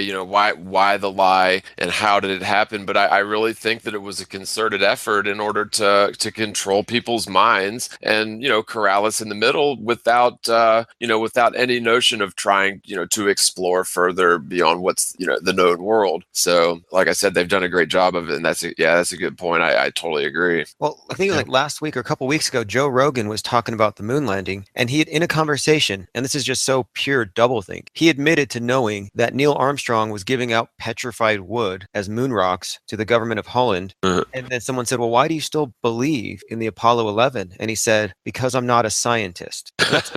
Why don't you believe in my God? Or, I mean, it's just like, or rather, why do you believe in God? Because the priest says it's real. I mean, to me, that is just such a weak argument, but it shows that Joe Rogan's mind is not free. He is absolutely pushing state-sanctioned lies, and he's pushing scientific illiteracy and suggesting, don't think, let the experts think for you. If you try to think, we're going to laugh at you. That's his whole role. Yeah, I mean, and I know it happens to us even. I mean, it happened to me last night. I'm driving home from that observatory thinking in my head and talking to my wife saying, like, what we're saying is completely disrespectful. It's funny because I'm not going to stop saying it just because it's disrespectful. But many people do get to that point where they say, I can't question these things because questioning them is considered disrespectful. And I say it's science. The point of science is to be disrespectful to the current going belief. It is supposed to be challenged. It is supposed to be critiqued. It is supposed to be, dug into at every facet. And that's something that they taught us is not supposed to happen. It's the strangest thing that you talk about science, you give us a scientific method, then you tell us certain things that have gone through that scientific method. And when we realize that they haven't, you're not allowed to question it because it's already accepted scientific fact. Therefore, who are you to question? You didn't go to school to be a scientist. You didn't go to school to be an astronomer. Well, you're absolutely right. I didn't, but it doesn't mean that I can't question the things that you are telling me are true. And that's the world that they built. So Joe Rogan feels he can't question the moon landing because it's disrespectful. And I'm sure that it was absolutely Neil deGrasse that told him, because that was the final show when he did it with Neil deGrasse, talking about all the problems. And he was doing a great job just explaining everything about the possibility of it being fake and leaving Neil deGrasse looking like a fool. In fact, there's that 1 2-minute segment. It's the funniest thing you've ever seen Neil deGrasse, where he can't talk. He's like stuck. He's just stuck. And after that show, it must have been in the green room or whatever, that he told him, what you're doing is disrespectful. You are disrespecting people who have put their lives into this science. And that's true. He absolutely is. But he absolutely has every right to, when these people are in charge of telling us what is true and what isn't. We can't just say, oh, well, I guess they put the time and effort into it. I don't have a right to question it. I think we have every right. I don't think that's it at all. Frankly, Joe Rogan was like an absolute 100% convinced that the Apollo missions never took place and that were fake. And here's my theory, and this makes a whole lot more sense than Joe Rogan having any sort of affinity or ultra respect for Neil deGrasse. I think that even though Joe Rogan, purports to be sort of, independent, he does have a lot of sponsors. And if a couple of your big sponsors tell you, hey, if you don't stop talking about moon landing fakery and flat Earth, we're going to stop paying. And, frankly, for somebody like Joe Rogan, I'm not judging his character or anything, but I would imagine that he would rather keep his money rolling in and just because I've seen him do some interviews where he brings up flat Earth and he says, yeah, they've got some compelling points, but I'm a bleeping idiot. What the bleep do I know, essentially? And that's his position, is that he's going to allow others that are, obviously smarter than him, according to him, to make his decisions for him. And he's going going to agree with the consensus. And, this leads me back to the truth being the truth, regardless of whether anyone knows it or believes it. And that's where we should be, instead of, well, if somebody that I think smarter than me tells me something, then I'm going to go with that. Yeah, well, the mentality that they have is like, if you take the Bible and you interpret it your own way and you move out into the woods with a bunch of people, suddenly you're a cult. Because it's not just that you can have the Bible or the scientific method, you have to have the elite's interpretation of that oracle that they've given us. And to Jared's your point about the truth being offensive, it's like people need to realize that facts don't care about our feelings and that we can't allow consensus to obfuscate truth. Yeah, it's like my wife always says that if it's rude, it's true. And that's the funniest thing, that if you've said something rude to somebody, it's true. Otherwise, it wouldn't be considered that way. So it's really funny that the way we've been fashioned, the way we've been molded, is to have these certain beliefs and ideas. And it's just like that debate I did with Amy on the radio, where the second I brought up 9/11 or Sandy Hook, immediately they went into this form. They turned into these different people, to where they all of a sudden, you're being disrespectful. I know people who know people, and they know people who know people. But they're just conditioned to see that you are being rude. You're disrespecting people, and we're against disrespectful people. And you can just see it right in front of your face. These people have never looked into it because they've been taught a narrative. They've been taught a response to somebody speaking out against whatever the going mainline narrative is, which is 9/11 was Arabs, Well, one quick point on the freedom of speech. The freedom of speech is intended to protect offensive speech, because inoffensive speech doesn't need any legal protection, doesn't challenge anything. And that's why you have people agitating to make it illegal to criticize global warming, because then you're endangering 6 billion people on the so-called planet. Well, freedom of speech is supposed to protect our right to be offensive. That's what it's for. Yeah, I'm not sure what countries is it that you cannot speak out against the Holocaust. I know it's Australia and New Zealand and possibly Europe. I'm not sure what exact countries it is, but once you see that, you have to kind of question what's going on there. You're now saying that people cannot speak out against something. So doesn't that tell you that people speaking out against it would be leading people to discover something, maybe perhaps? Otherwise, what difference does it matter if somebody's talking crazy things? For instance, you can go over there and say that you believe that pink elephants are gods. They don't stop you from that, because they know people are going to go research that if they want and find nothing. So the things that they tell you, nope, you can't say that. That should open people's eyes to there's something in that would lead people to maybe a discovery they don't want people discovering. Pay no attention to the man behind the curtain. Yeah, it's not the truth. Totally agreed with, freedom of speech is meant strictly to protect dissenting views. And quite frankly, without dissenting views, you're never going to make progress, especially when you have such an ironclad milieu that we've been, all raised in. There's really no way out of this sort of matrix that we find ourselves in without dissenting discussions and dissenting opinions. And if people try to stifle that, then, frankly, they're getting in the way of progress. And in terms of the scientific method we mentioned earlier, the scientific method, I think, is fundamentally in its ideal form an excellent process. But what I think the problem is people have somehow confused theoretical physics, whether it's astrophysics or quantum physics or whatever, but they're confusing that with science, because of course these fields are exactly pseudoscience, and we all know the reasons why. But it's just crazy how people will take certain things as gospel, like, for example, stars are made of hot atomic fusion, which is a theoretical principle, and that's taken on 100% faith that nobody has any sort of physical evidence to support the process which they say is taking place. And even if you could do that, then there's no way to correlate it with the 93 million mile allegedly distant sun, which is the closest star. So, it's just crazy, the level of brainwashing and how effective it is. And I don't know. I'm just very thankful, even 2 years into this thing, that I've been awakened to this truth. And yet I'm still dealing with trolls on my channel who just argue the most ridiculous points.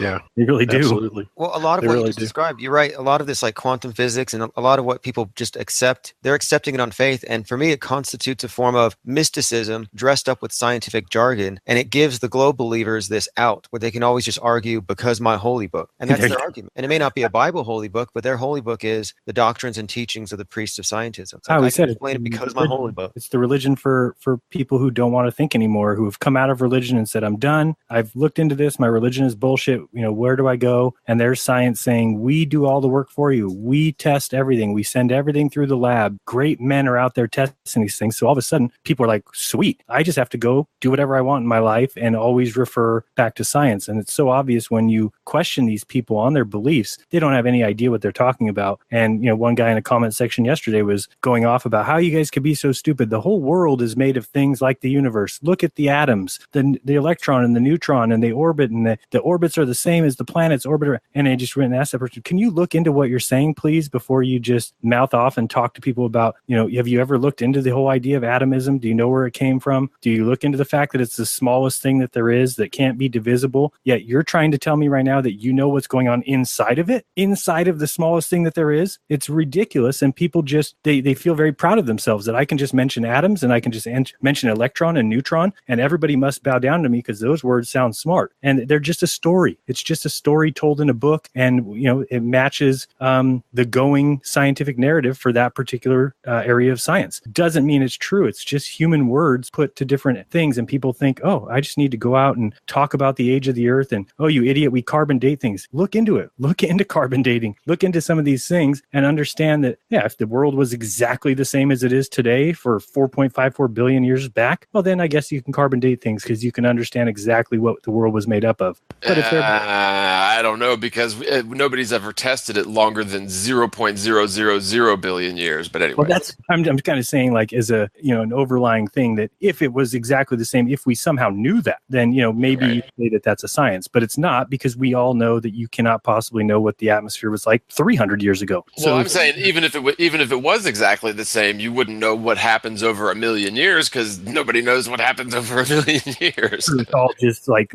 planned out. No, if this happened in 10 years, then we can just estimate back. Well, that's not true. Right. I mean, people say, like with a candle, right? If you know how long it takes a candle to burn completely, and you find that candle is half burned, can you just say, well, it takes 5 hours to burn this candle, it's half burned, therefore it's been burning for 2.5 hours? Absolutely not, because you don't know what's happened during that top half. It could have been lit, put out, lit, put out, lit, put out. A lot of things can happen in that time period before you get to the half a candle. So you can't just estimate the age of the candle based on how much is burnt, because it could be any age. It could be 100 years old and it was stuck in a closet for a while. You know what I'm saying? So it just comes down to people who, they argue the most ridiculous points. They think that they're speaking truth, and it's just an easy way out, because that's ultimately what led me to my beliefs. Is I was an atheist for long enough to go over and see it was a religion, and then from there I said, okay, now I've got the church lying to me, science lying to me, so what do I do? And it was ultimately, well, I'm going to research and discover things for myself and not trust men, because obviously in every facet they're looking to get one up on you. Well, that's the attraction of religion. Is a religion says we have all the answers. We can tell you how it all started, how it's going to end, how it's made. We'll tell you the entire parameters of your reality for you, and you can rely on our experts. And this applies to the religion of scientism. Like you say, people fall into it because it gives them all the answers, and it has all the state-approved priests who have all the right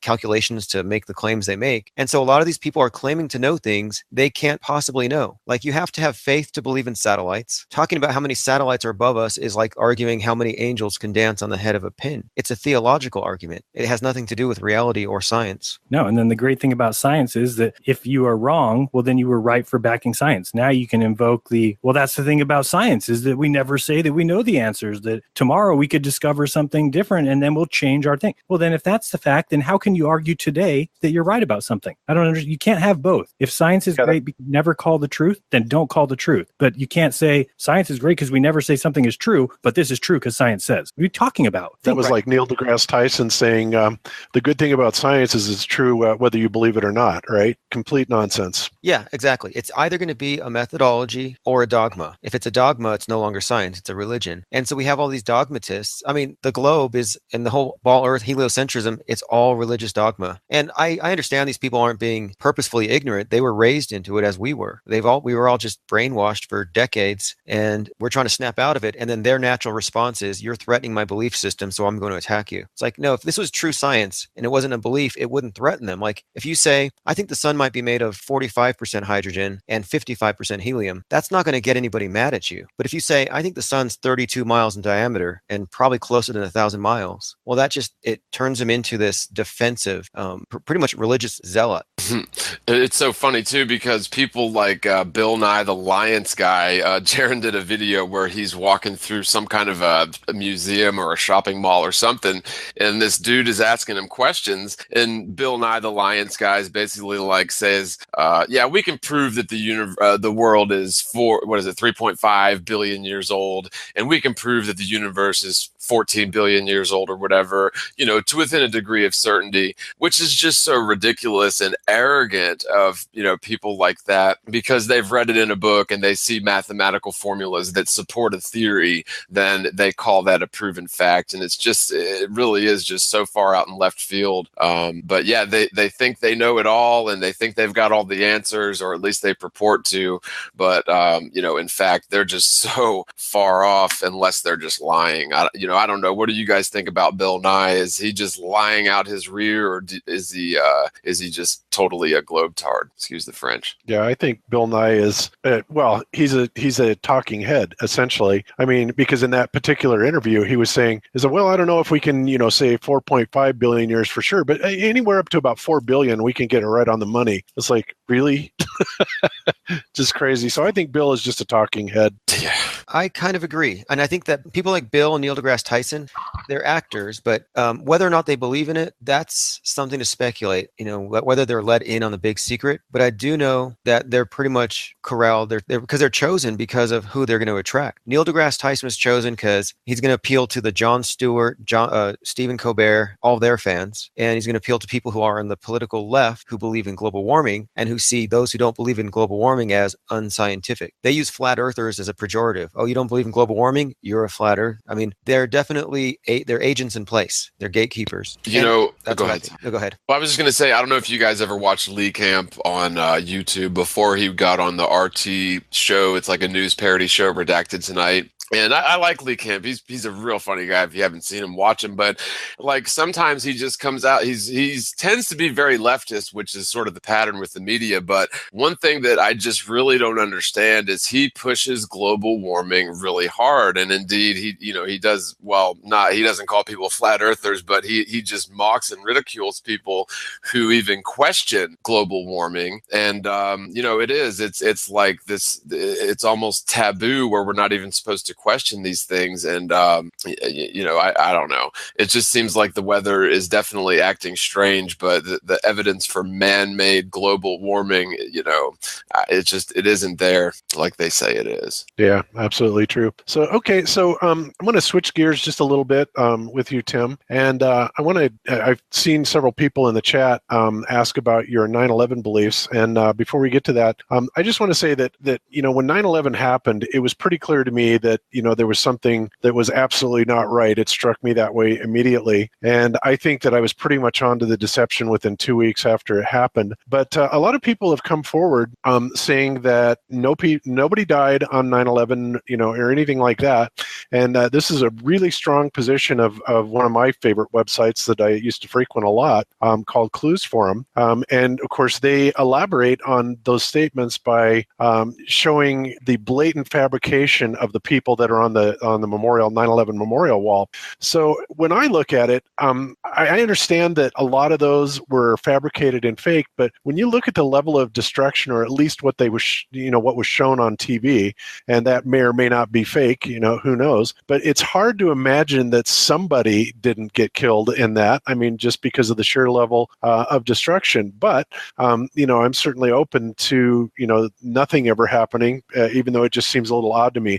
So I was just kind of curious, what is your position on that? Do you believe that there were no deaths on 9/11? What do you think about that? Okay, yeah, this one was really fascinating to me because I figured flat Earth was the bottom of the rabbit hole, and then I found out no, it's actually questioning the number of deaths on 9/11. And even people who don't believe the Holocaust happened, who are comfortable saying 6 million people didn't die, balk at the notion that the same elite could have faked 3,000. And I think it's pretty much easy to falsify a great number of those. To say that nobody died sounds still controversial unless you understand, like you read through this site, like the Sleuth site where you can find out about video compositing and how much lead time they have before they broadcast. But the reason why 9/11 I think is so touchy and why it's so filled up with shills is that it reveals international collusion between the medias of the different nations. And 9/11 is also how they created the myth of this clash between the Islamic world and the West, this myth of Islamic terrorism. It laid the groundwork for ISIS, and it built them the infrastructure for the new Inquisition. So it was just a massive operation to grow the state. And I think that the fact that nobody died or saying that nobody died shocks people, because this was before we had a lot of ways to evaluate the media. We had to take their word for it for years. We didn't have the internet to the extent we did today. We did, but it wasn't as integrated. There wasn't groups like this talking about and questioning the media, analyzing psyops. And I think no one died, though, simply because propaganda is legal. They can get away with it. And if they're not killing anybody, it reduces a certain number of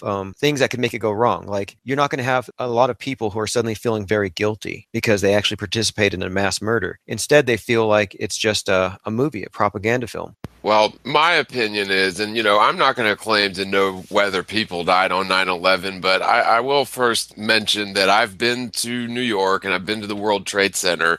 And if you go to the World Trade Center at 9:30 in the morning, that is a busy, busy, busy place filled with lots of people. And they would have had to turn like thousands of people away at the door in order for nobody to be in the building the time that whatever hit them.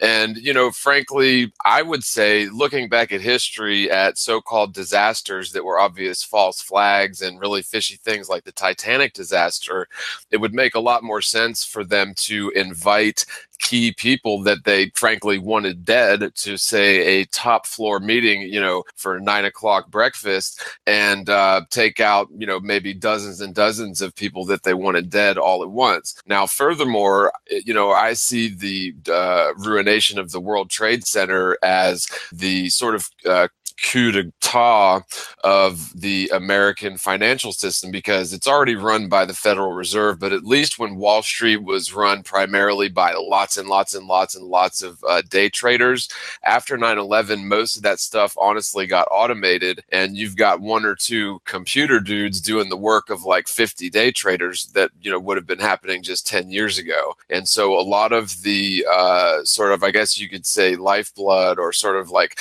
salt of the earth of the world trade, for whatever that's worth, was gone after 9/11, and that was another huge motive for it. But to say that nobody died, first of all, I will say that even if every name on that memorial site is something out of a Cat in the Hat book or whatever, it still doesn't prove that nobody died. I mean, for example, they could be doing that intentionally in order to throw confusion and muddy the waters into the discussion. Now, if I'm not a betting man, but if I were to bet, I would bet a lot of money that at least some people died for sure on 9/11 in those buildings. One more point I'll add to that is that there's a specific reason why I said that. But first of all, I think we can all agree that it's clear nobody died at the Boston Hoaxathon. Oh, yeah, for sure. Yeah, so for sure. It would be out of the ordinary for them to have killed anybody within the context of all the other psyops, including the very first World Trade Center bombings and the Timothy McVeigh thing, all fake. Well, once 9/11 was happened, though, that was so convincing,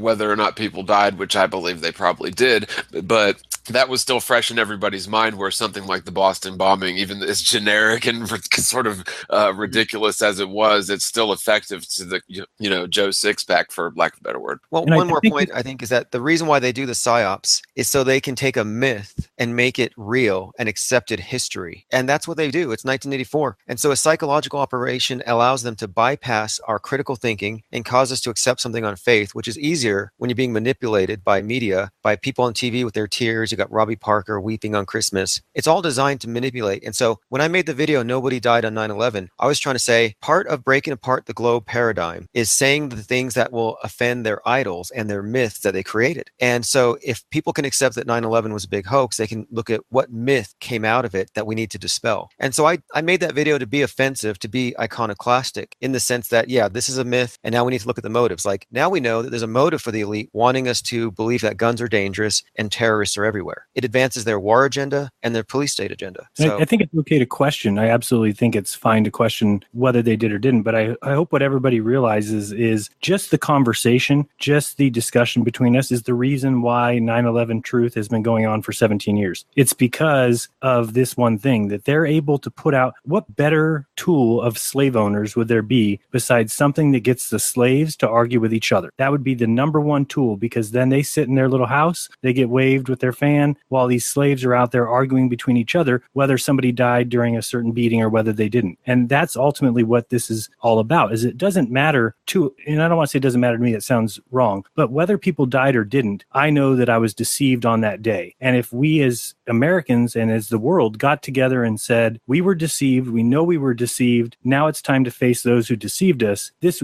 wouldn't have lasted 17 years. The problem is that instead it's all about, was there planes, wasn't there planes, was there bombs, wasn't there bombs, was it thermite, was it space-based, was it nuclear? And so all of a sudden you've got 17 years of people arguing with each other. It's so obvious that it doesn't matter what if people died or didn't. Regardless of that, they told us that people died, and we know that the reasons that they gave us for those deaths are a lie. So ultimately, that is the problem. And whether or not I personally believe people died, I don't even think is important, because whether or not I say that, whether I believe it or not, that's just going to turn people against me, and that's the ultimate absolute thing that I don't want. I want people to face who lied to us. It doesn't matter what I ultimately believe or what I ultimately think about whether or not people died on that day. What matters is you and I both agree. Whoever's going to come at me and say, you think people died?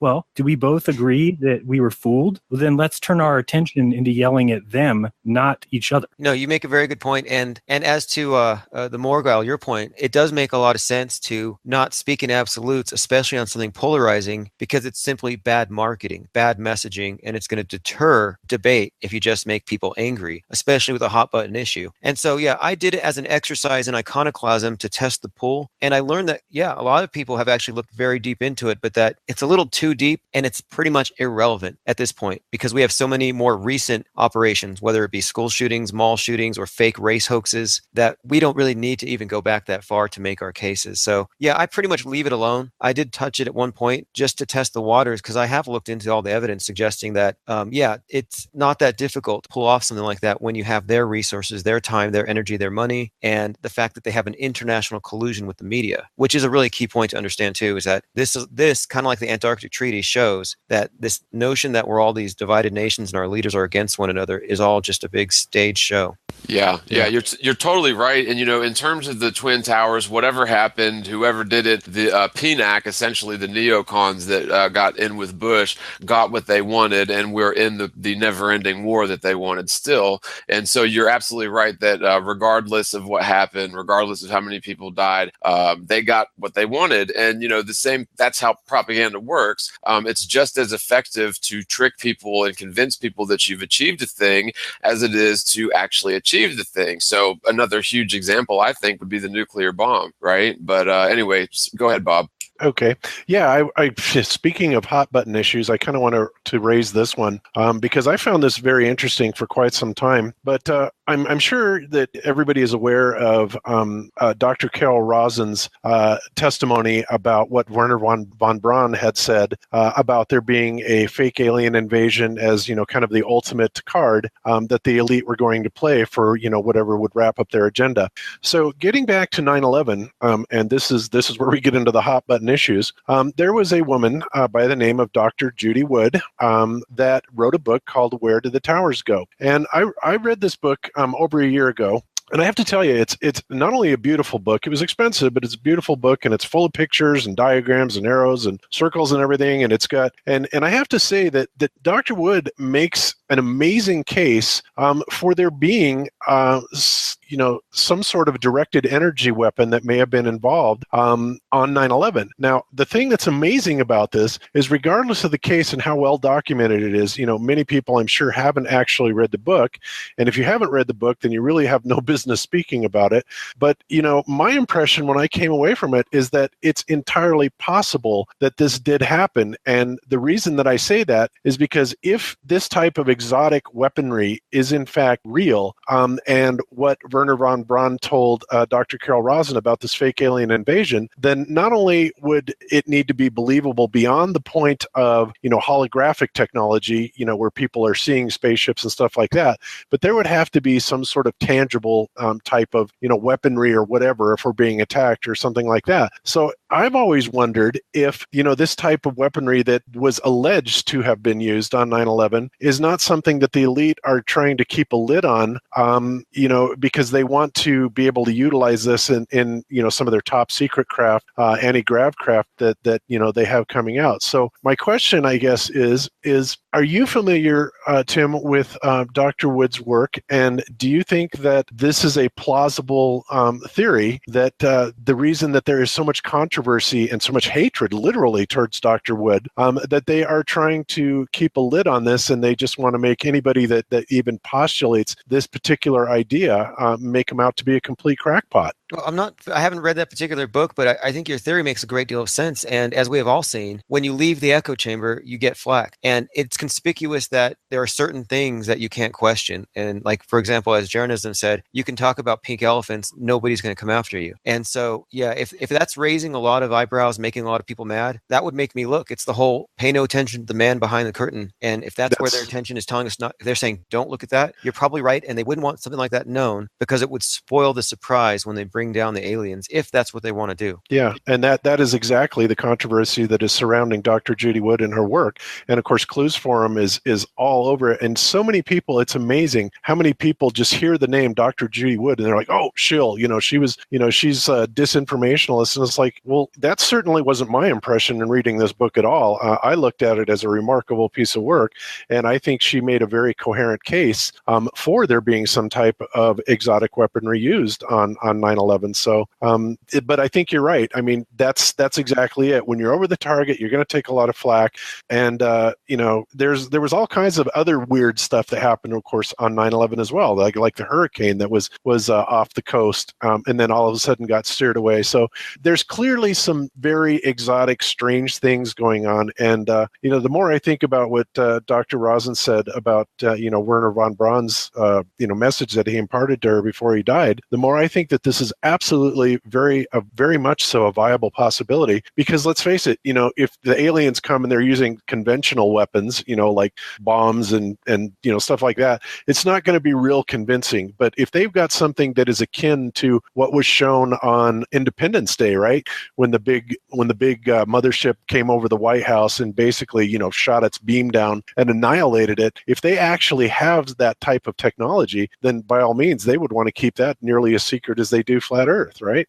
That just makes sense to me. Yeah, and backing up real quick to Judy Wood, man, I haven't read her book, and I found it like right after it was published as an ebook. Someone had actually scanned it and put it on the Pirate Bay, and I checked again for it recently, and I couldn't find it. So I would like to read it, but I have seen her speak several times. And one thing I'll tell you about Judy Wood is I really don't think she's a shill at all, and I also think that she is extremely smart. And one thing I'll just mention is that she made some really, really interesting observations, and she tries to not craft a theory around, the official story, but to craft a theory around the facts and the data and the observations. And just one example is the toasted cars phenomenon, where you'll have cars that literally look like they burned up, but they've got literally pieces of paper all in and around them, and the paper didn't burn. And so that doesn't happen, right? And so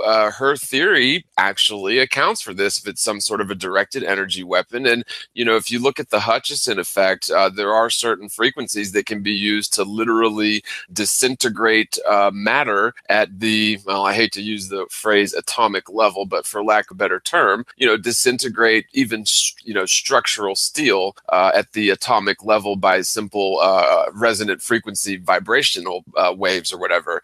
And so, the theory that she described in the few talks that I've seen her do makes a lot more sense than even thermite. And I would recommend to anyone that hasn't heard her theories or given her at least the benefit of the doubt to hear her out. Her theories are definitely worth looking into, and they make a whole lot more sense and explain a lot of things that the official narrative doesn't even question. So, including Building 5, how it just sort of had a gaping hole in the middle of it, even though nothing landed on it, nothing exploded in there. It's like it melted away, and that's the sort of effect you would expect to see if the structural steel comprising the skeleton of that building was to simply disintegrate, which you can, if you believe the footage of the towers falling, and lots of people got that on footage, lots of people in New York and New Jersey saw that with their own eyes.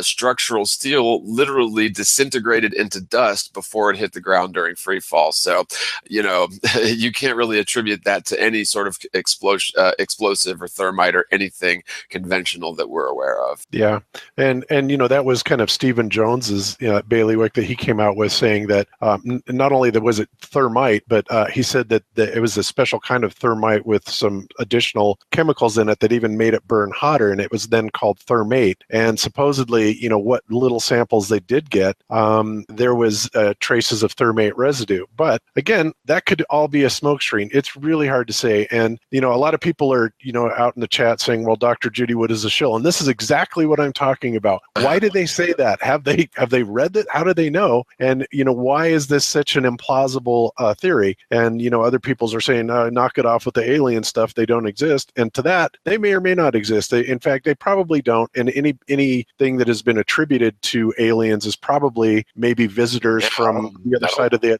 ice wall. I don't think she was talking about aliens at all, was she? No, this would be brought on. Actually, this would be brought on to make people believe that we're under an alien attack, and that is exactly the point here. And in order to do that, in order to make it convincing, you would need to display some sort of never before seen or heard of exotic weaponry.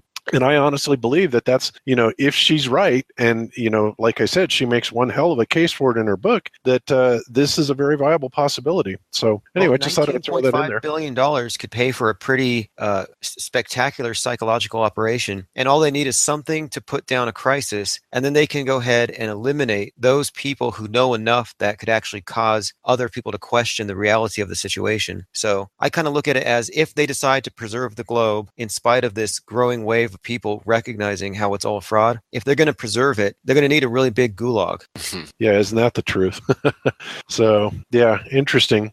So, okay, so I guess one other thing I wanted to talk about with you, Tim, is the video that you just recently released a couple days ago. And I found it to be outstanding, especially in light of all the issues that, we've been having with Eric Dubé. And again, we have come under so much attack for that. It's amazing. It really makes me wonder. But you basically came out with a video called "Is Eric Dubé a Jesuit Coadjutor?" And I hope I'm pronouncing that right. And the definition of coadjutor, for people that don't know what it means, basically a subordinate bishop designated as an assistant and usually a successor to the bishop of a given diocese. But I think that you meant it probably in the context of, somebody else that is kind of pushing this agenda. Would that be accurate? The Jesuit agenda has an allegiance to the Jesuit order. I mean, I was looking into this before, because one of the standard tactics that they use is this scapegoating to direct attention away from Rome and to focus exclusively on Jews. And so I've been doing a lot of research on people who go in this direction, like this Edward Hendry. A lot of great information, but it's the outcome, it's the narrative that he takes from the facts that I have a problem with, because I'm trying to determine, is he being accurate? And in this video, I showed where he makes the case that, no, the church was all innocent, and then the Jews corrupted it in 500 years ago. And I'm like, no, you're ignoring the fact that Christianity was imposed at sword point. It's a very selective interpretation that selectively ignores Jesuits. And so I've been studying Eric Dubé, and I found many quotes that he has made in comments in these video sections where he says things to the effect of, yeah, the Vatican was corrupted by Jewry. No, even before that, the thing was an oppressive totalitarian organization designed for spreading mind control worldwide. And so I thought, well, why would he be able to look at the big picture, study this stuff, and be he has a big YouTube channel. A lot of people listen to him. Why doesn't he ever talk about Rome, or the fact, more importantly, that the globe is just the latest iteration in a long series of control systems being run by the same parasitic, enslaving elite. I find it very conspicuous. And at this point, I decided I'm just going to have to say it. I jokingly called him a Jesuit Jedi warrior monk. I've brought it up many times. I've questioned him about it. No answers forthcoming. I just get attacked. And this is what keeps me on this. Anytime I say that he's focused too much on scapegoating Jews and not looking at the big picture, I get swarmed by people, a lot of them from Thailand, in fact, who tell me I'm wrong to question Eric Dubay and that I'm just a Zionist shill. And it's another one of these situations where I'm catching a lot of flack, so I keep looking into it. And the more I look into it, the more it does seem to be the case that, yeah, he provides a lot of good information, but it's the interpretation of the information I find very troubling, which is, let's scapegoat one head of the Hydra, ignore the big picture, and let them control the outcome of what happens with this information that's coming out. Yeah, that's an excellent point. And it's really funny that you mentioned that, because I was going through some comments today on a video that I put out recently, and it was just a random guy commented that basically said that we slander Eric Dubay, so he's unsubbing from my channel. And this was a comment on a video that didn't have anything to do with Eric. And, I'll tell you, I had a lot of respect for Eric until he totally disrespected me. And that's been the case with a lot of flat earthers. Now, I will say that he's done a lot of great work in terms of flat earth. I disagree with him on a number of issues, and it seems like disagreeing with Eric, loses points, for you with Eric. And unless this is just my personal experience, but if you don't pretty much agree with everything that he says and question certain things that are sort of dogmatic to his personal belief system, then you are ostracized, alienated, and permabanned from IFERS, and then labeled as a shill. Now, I've also mentioned in sort of a rebuttal video where somebody was trying to debunk the flat earth because Eric Dubay loves Hitler, he plagiarizes a lot of his work, this, that, and the other. And, I had to agree with a lot with what was said. And so when this commenter said that I was, quote, slandering Eric Dubay, honestly, I've never said anything about him that wasn't true. And in order for something to be slander, it has to be a lie. Now, frankly, I have a lot of respect for Eric simply because he's awakened a lot of people to flat earth. But at the same time, if you're creating a sort of dogmatic society of, well, I'm not going to be your friend anymore if you're friends with this person, which is, I've seen it happen a lot. I think that that's ridiculous. And, frankly, if you're going to unsubscribe to my channel because Eric and I disagree on things, then, I'm sorry, I hate to see you go, but that's sort of childish and it's counterproductive to the movement as a whole. Agreed. I definitely agree to that. And this is supposed to be a scientific exploration of the truth. We're not going to get out of here with dogma. Dogma is what got us into this in the first place. And it's going to be the scientific methodology that gets us out. And that means we have to be able to consider all facts without getting emotional and not thinking that one person's going to be, we don't need a cult leader. We don't need one person. We just need the info. And so his videos are great. I have no problem with that, but it's the narrative. And that's classic. That's just classic diversionary scapegoating tactics. And I just feel like at this point, it's not even offensive to ask the question. I think it's a legitimate question. Do you work for them? And I'm waiting for an answer. Yeah, as are we, because obviously Eric has made a lot of inflammatory comments towards us, and certainly, Jaron and Mark and all these other people that have differing opinions from him. And, that's just not right. And I don't understand why he seems to want to have this big control over everything. Cammie and I have been trying to develop an alternate map, as have a lot of people been trying to do, to get a little bit closer idea of maybe where the land masses lay. And, for whatever reason, Eric doesn't want to admit or even let go of the idea that maybe the Gleason's map isn't entirely right. And so anybody that's trying to develop another map, and that I'm referring to specifically, he is called, we're called down as being shills because we're trying to confuse the newbies and all this stuff. And it's like, that's kind of a hypocritical position because, what does he think the newbies think when he's calling everybody in the awakening or the movement a bunch of shills? This is the kind of division that's actually being caused. And so last week when we were talking about Eric, we brought this into question, especially after what he said on the podcast that he did with Eddie Bravo. So I don't understand him either. And also we had, Eric and I had somewhat of an interchange on Facebook this week.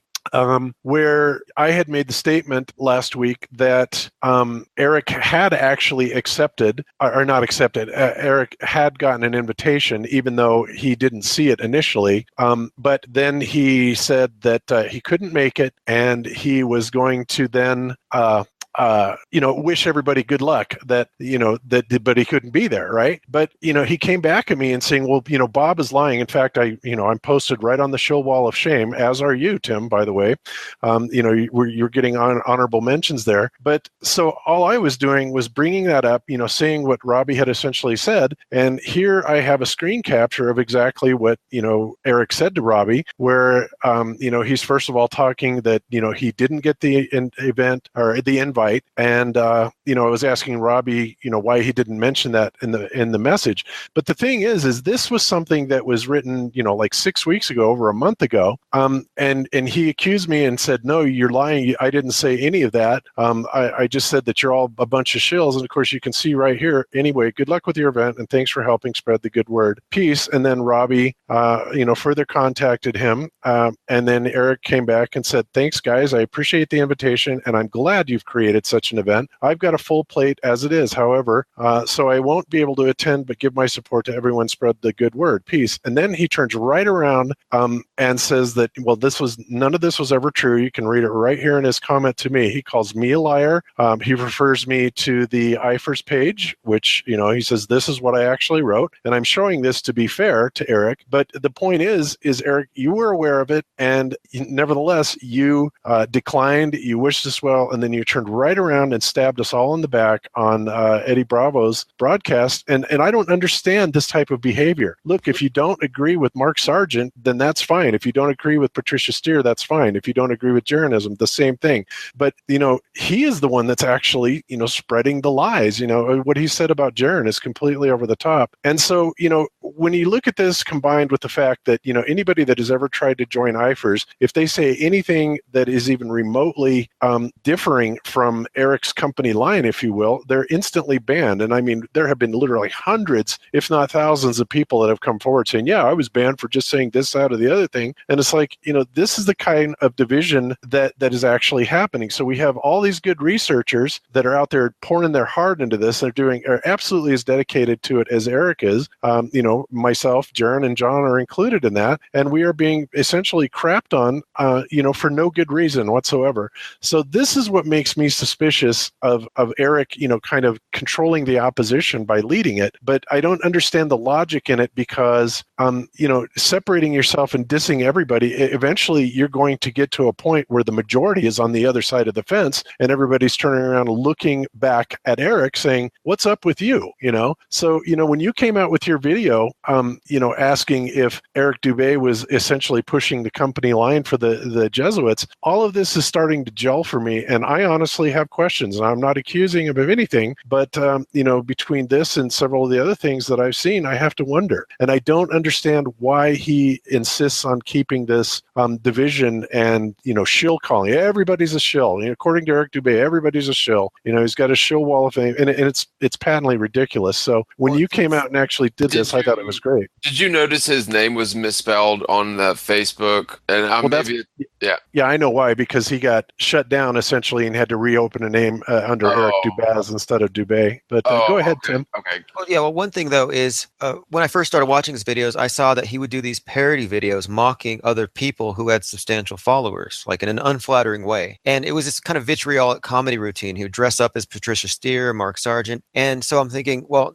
of all people who are complaining about slander, he's really not one of them who could, because he's already done it. He's already made the case that it's fair game to mock and ridicule the people you disagree with. He's already put it on video. So I do see that as very divisive. But the bigger pattern I do see is trying to taint the narrative, to take the blame, or rather the focus off the papacy, the role. And then I never hear him talk about the one world government, global governance, one world religion, and how this ties into the globe. And I understand that might not be his area of research, but if you're going to start coming to the conclusions that this was done by Masonic Jews and having infiltrated the Vatican, well, then he's not going far enough. It's basically, I'm wondering, why hasn't he gone a little bit further than just this thing started 500 years ago? And it seems like when I look at the more I research the Jesuits and how they operate, this is standard operating procedure. So, and as I've been saying, this thing's a hydra. I like to consider it to be a hydra. And if you're blaming one head, it's like chess. The Jesuits are playing chess with us. They will make a sacrifice to win the game. That's just how they play. Yeah, Well, that's absolutely true. When Oh, he I'm sorry,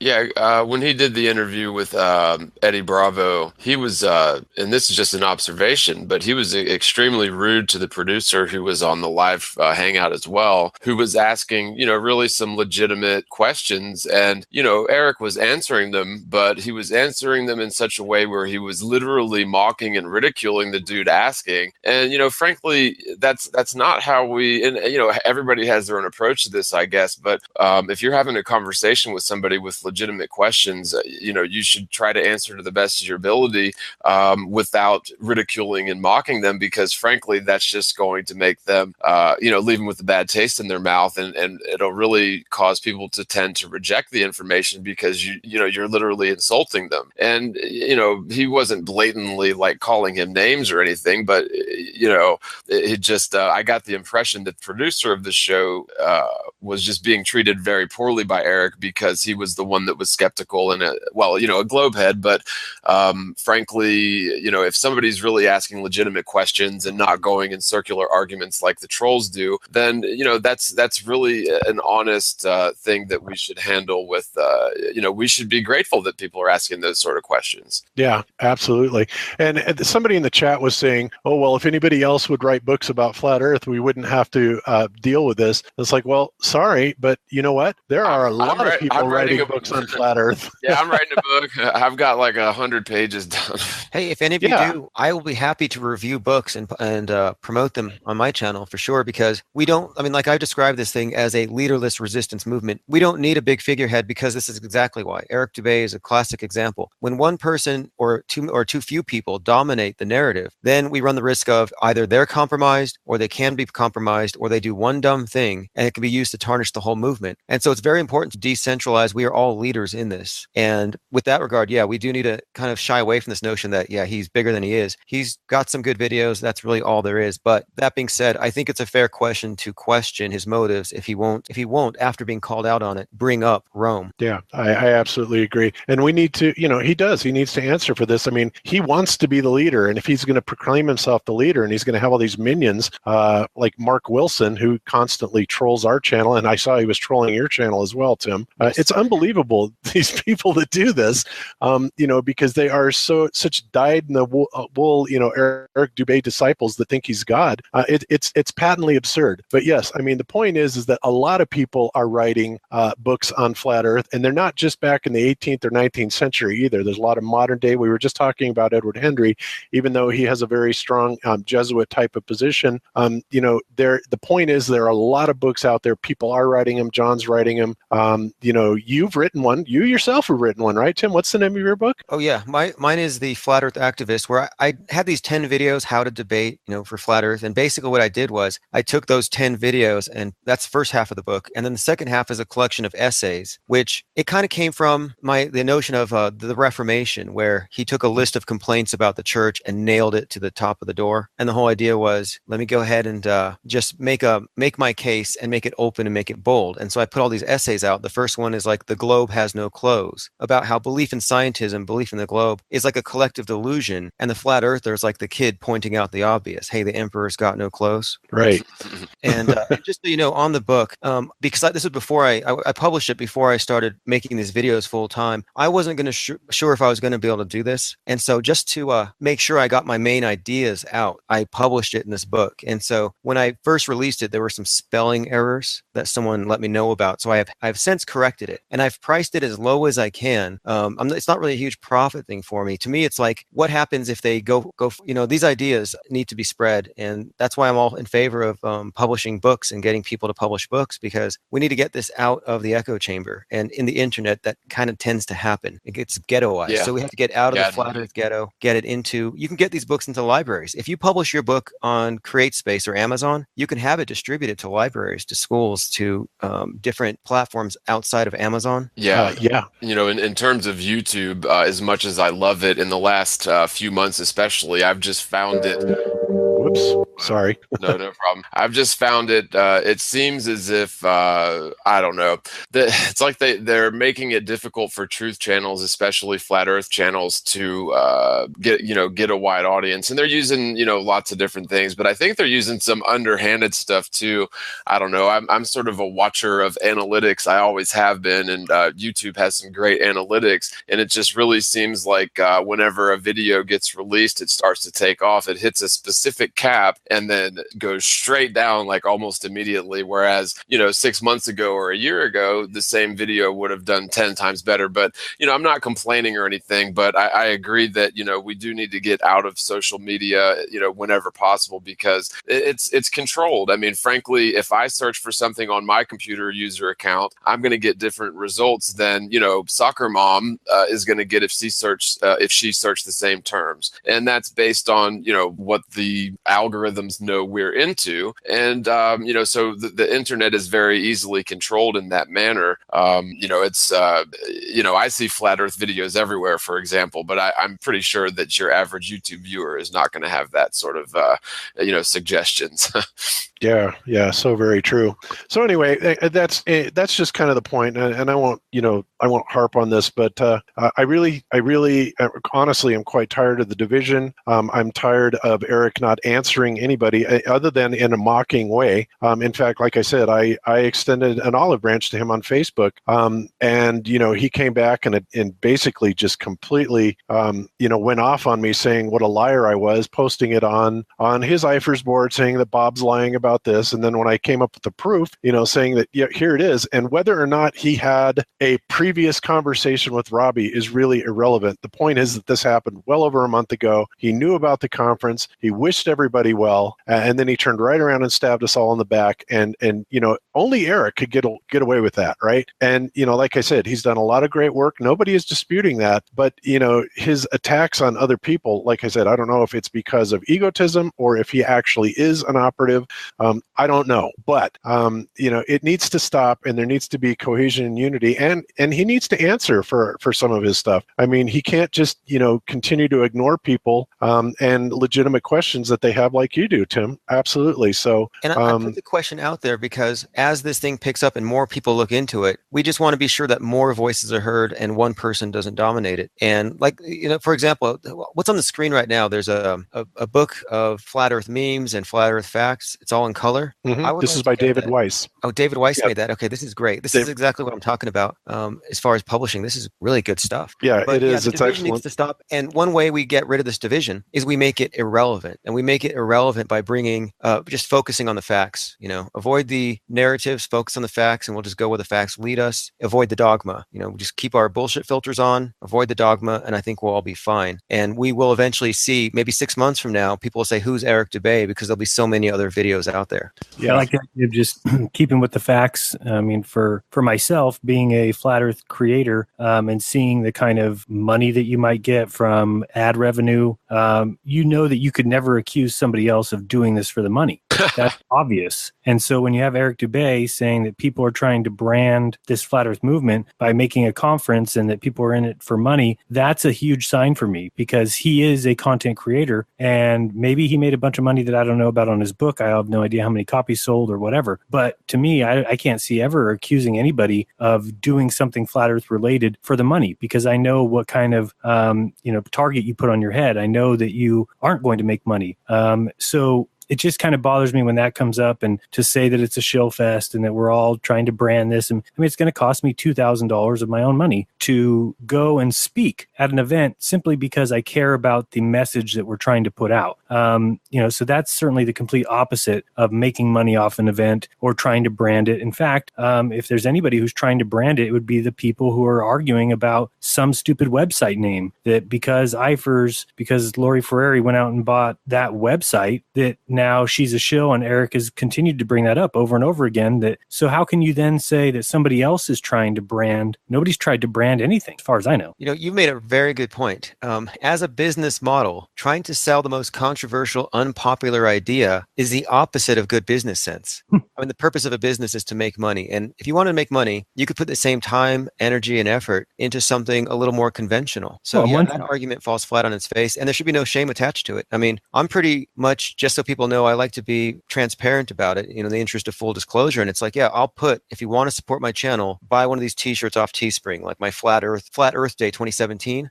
And I don't really push it in the video so much, but I put it there so people have the option. But, there's nothing surreptitious about it. There's nothing sneaky about it. It's just like, if you can get funding to push your message around more, then do it. And you're investing $2,000 into this. So yeah, I can't see how they can say that you're in it for the money. And even if you make money, it doesn't invalidate the message anyhow. No, and I've always known that I can only go as far as people help me go. If they want to hear me speak more, want to see me do more research, then it would be great if they do support me. If they don't want to, but my videos will always be free. Everything I've ever done and everything I ever will do will be free. And so, yeah, just when I hear people doing it, especially when you've got to the point that I have, and I'm not saying I'm a great video creator or anything, but once you've got the structure down like I do about how to make a video, I know how to edit them, at least to put out something that's, I would say average quality compared to the other, junk I see. And so once you've got to that point, if I cared about making money, I could at this point make videos about anything I wanted. Anything. I mean, I could go research anything and make videos about them. I could make videos about me eating 5 boxes of tricks or whatever would make me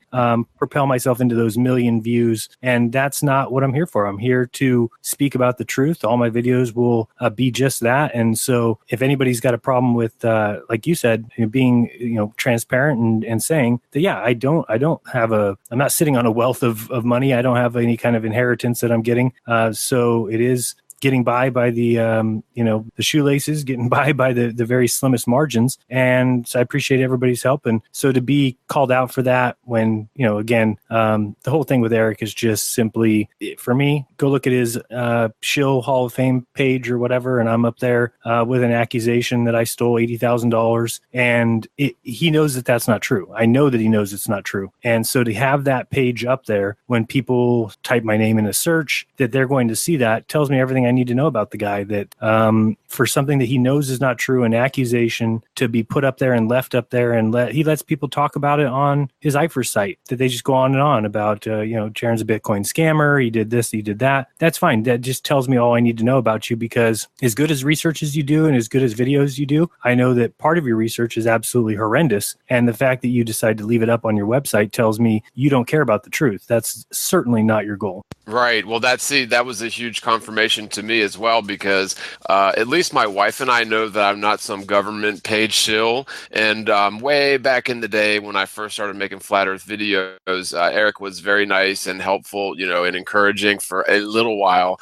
And then he sort of flipped on me and basically accused me of being literally a paid government shill. And that was his claim. And he claimed to have all this circumstantial proof. But, for him to make that sort of claim without any evidence and, knowing full well that it's bullshit, then to me that was a huge, again, he lost some points in terms of respect for his judgment and research if he's willing to jump to those sort of conclusions based on sort of a shallow, egotistical, standpoint. So anyway. It's funny you say that, because that's such the truth, that nobody knows whether I'm a shill or not besides myself. And once you see somebody make these accusations against you and you know that you're not, it much tells you exactly all you need to know about somebody. Is for anybody who calls me a shill, it's real easy for me to dismiss that person's research, because they certainly haven't done any, or else they couldn't possibly come to that conclusion. So yeah, I totally agree that when I see people jump to those claims, then it's real easy. And especially watching what happened with me and Mark Sargent, when I simply said I was going to go on his show and was told, if you do, you're a shill. I said, no, I'm capable of going on his show and I'm confident in my information. And if I get told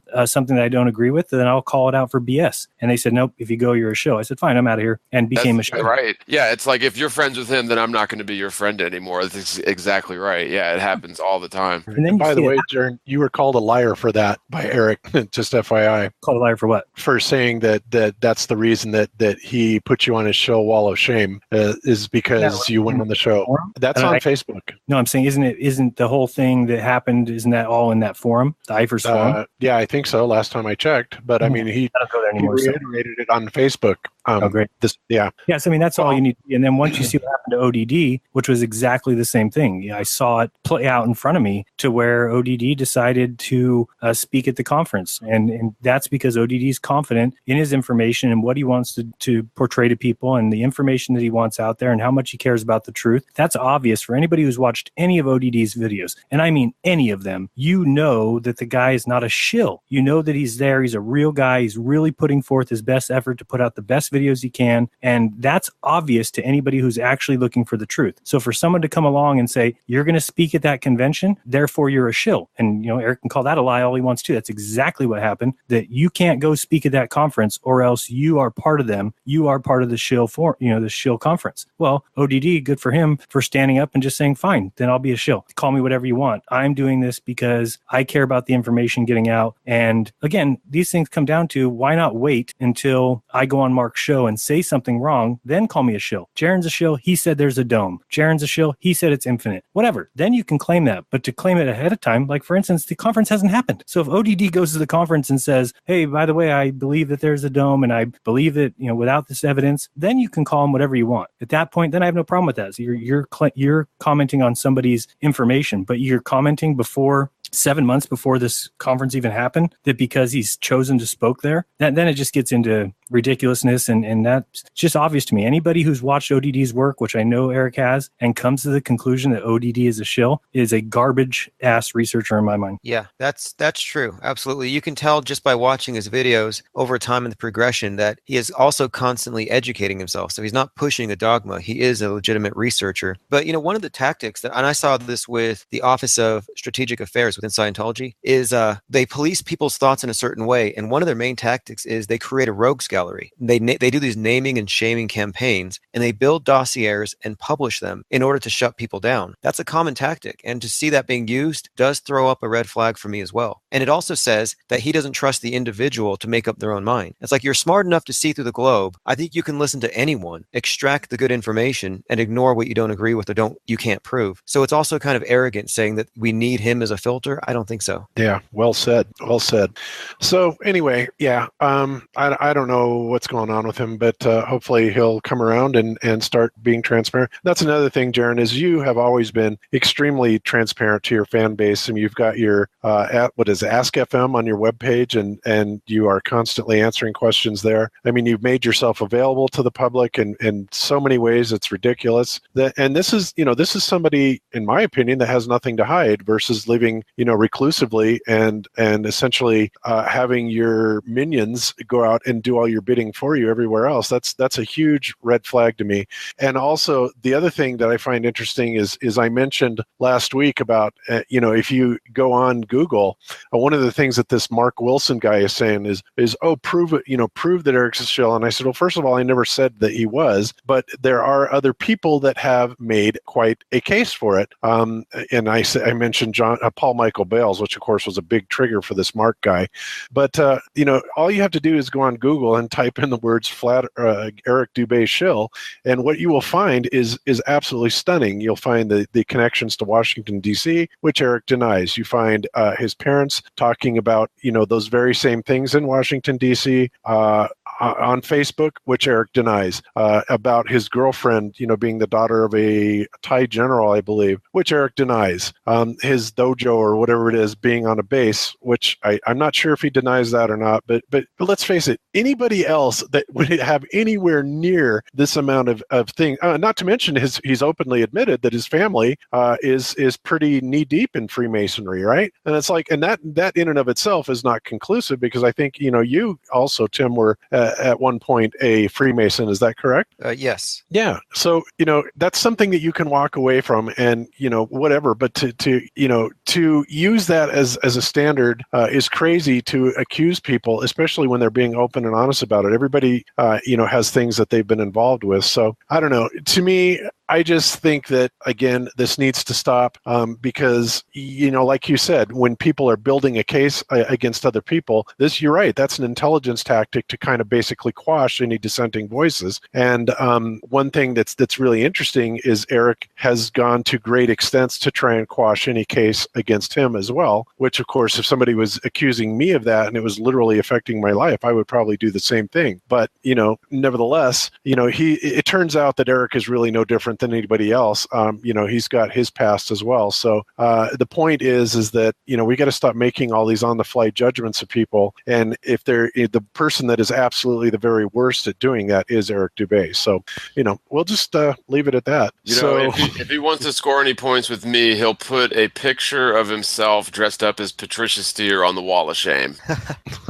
Yeah, isn't that the truth? So awesome. All right. So let's see. What else did you want to? Was there any other things that you wanted to kind of bring up, Tim? Because you have so many areas that you are so well spoken in, and I definitely kind of want to give you an open forum, like kind of like what you had with Nathan. But is there any other things that you think that should be kind of an area of discussion for people to talk about? Yeah, I think, let's see, the main things I've been trying to bring up is that we have to accept that heliocentrism is itself a religion, and that the reason why this is important right now to understand is that globalism is the political wing of this thing. And so what we're actually up against is a globalist, I call it a government media entertainment complex. And so I think we have to look at the big picture and recognize that this thing started a long time ago. It's just part of a blueprint system of control. So it's bigger than flat Earth. It's not just flat versus spherical, but the real debate here is freedom versus slavery. And I think that's kind of what I'm trying to push here, is that we have to get past the geographical factor and look at what's bigger than flat Earth is the mind control. And their mind control is based on their ability to compartmentalize us into mutually exclusive groups and then get us to attack one another. And that's pretty much the message of my channel. Yep. Hegelian dialectic, man. It works so well in terms of large societies. You see it everywhere.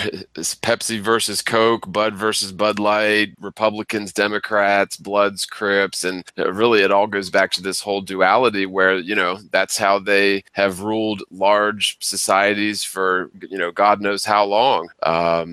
We really need to, one thing I've sort of vowed to do is to not react to the mainstream media narrative, because that's sort of one of the prime mind control tools of our day, the television and, computer as well, I guess you could say. Yeah, I consider the TV, the media, it's all combined, and I consider that to be the Holy Bible, the holy book of this paradigm. And so we have to recognize that we have to be the interpreters of the holy book. We can't let them interpret it for us. And right now, what we're doing with the internet and this instantaneous communication is we're basically taking their books and we're translating it and reinterpreting it. And we're dethroning the priesthood with every conversation, with every contradictory opinion. Anytime we contradict what they're saying, we're basically saying we don't need the mediators. And so we're basically Protestants against the globe paradigm. That's what we're doing right now. And what they're doing is what they did back then, the anti-Reformation, which they countered the Reformation by creating heliocentrism and inventing certain other myths. And right now, it's the same exact dynamic. That's what makes it so interesting right now, is that we're using our digital movable type press to accomplish the same end. And so it's just a question of, are they going to get over on us with their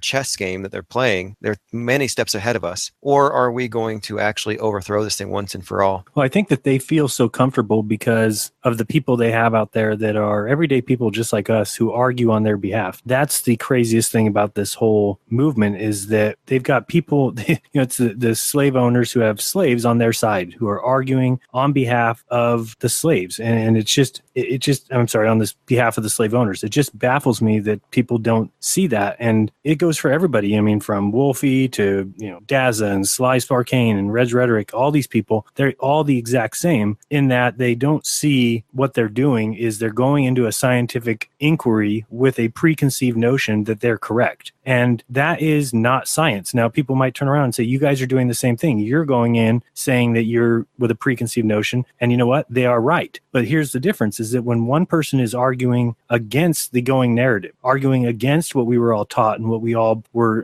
grown up to believe, that is much different than arguing on the behalf of the current going truth. You don't need to do that. It's already been accepted. What are you arguing for? What are you trying to do by arguing on behalf of the globe as if we've never heard it or as if we weren't brought up in the same schools that you were? It makes absolutely no sense. If they turn their attention into trying to prove what they believe wrong, then they would see the deception. As long as you go into the inquiry with the preconceived notion that you're already correct, then you'll never see it, because that's the point of deception, so that you don't see the facts that are right in front of you. So, this is one of those things that I do think will go mainstream and could change the world if the huge percentage of people that think we're idiots take a second to just really think about the difference between what people arguing on behalf of the globalism are doing versus what we're doing, and really turn their attention as humanity on those who are taking our money and saying they're doing a certain thing if we can show that they're not. That's ultimately what I think these guys can't see. They just can't understand the difference between those two things. And to me, there's a huge difference. I don't know if everybody else sees it that way, but it's a huge difference because one can potentially cause huge damages to humanity, whereas the other can't. Meaning, I'm not going to cause damages to humanity by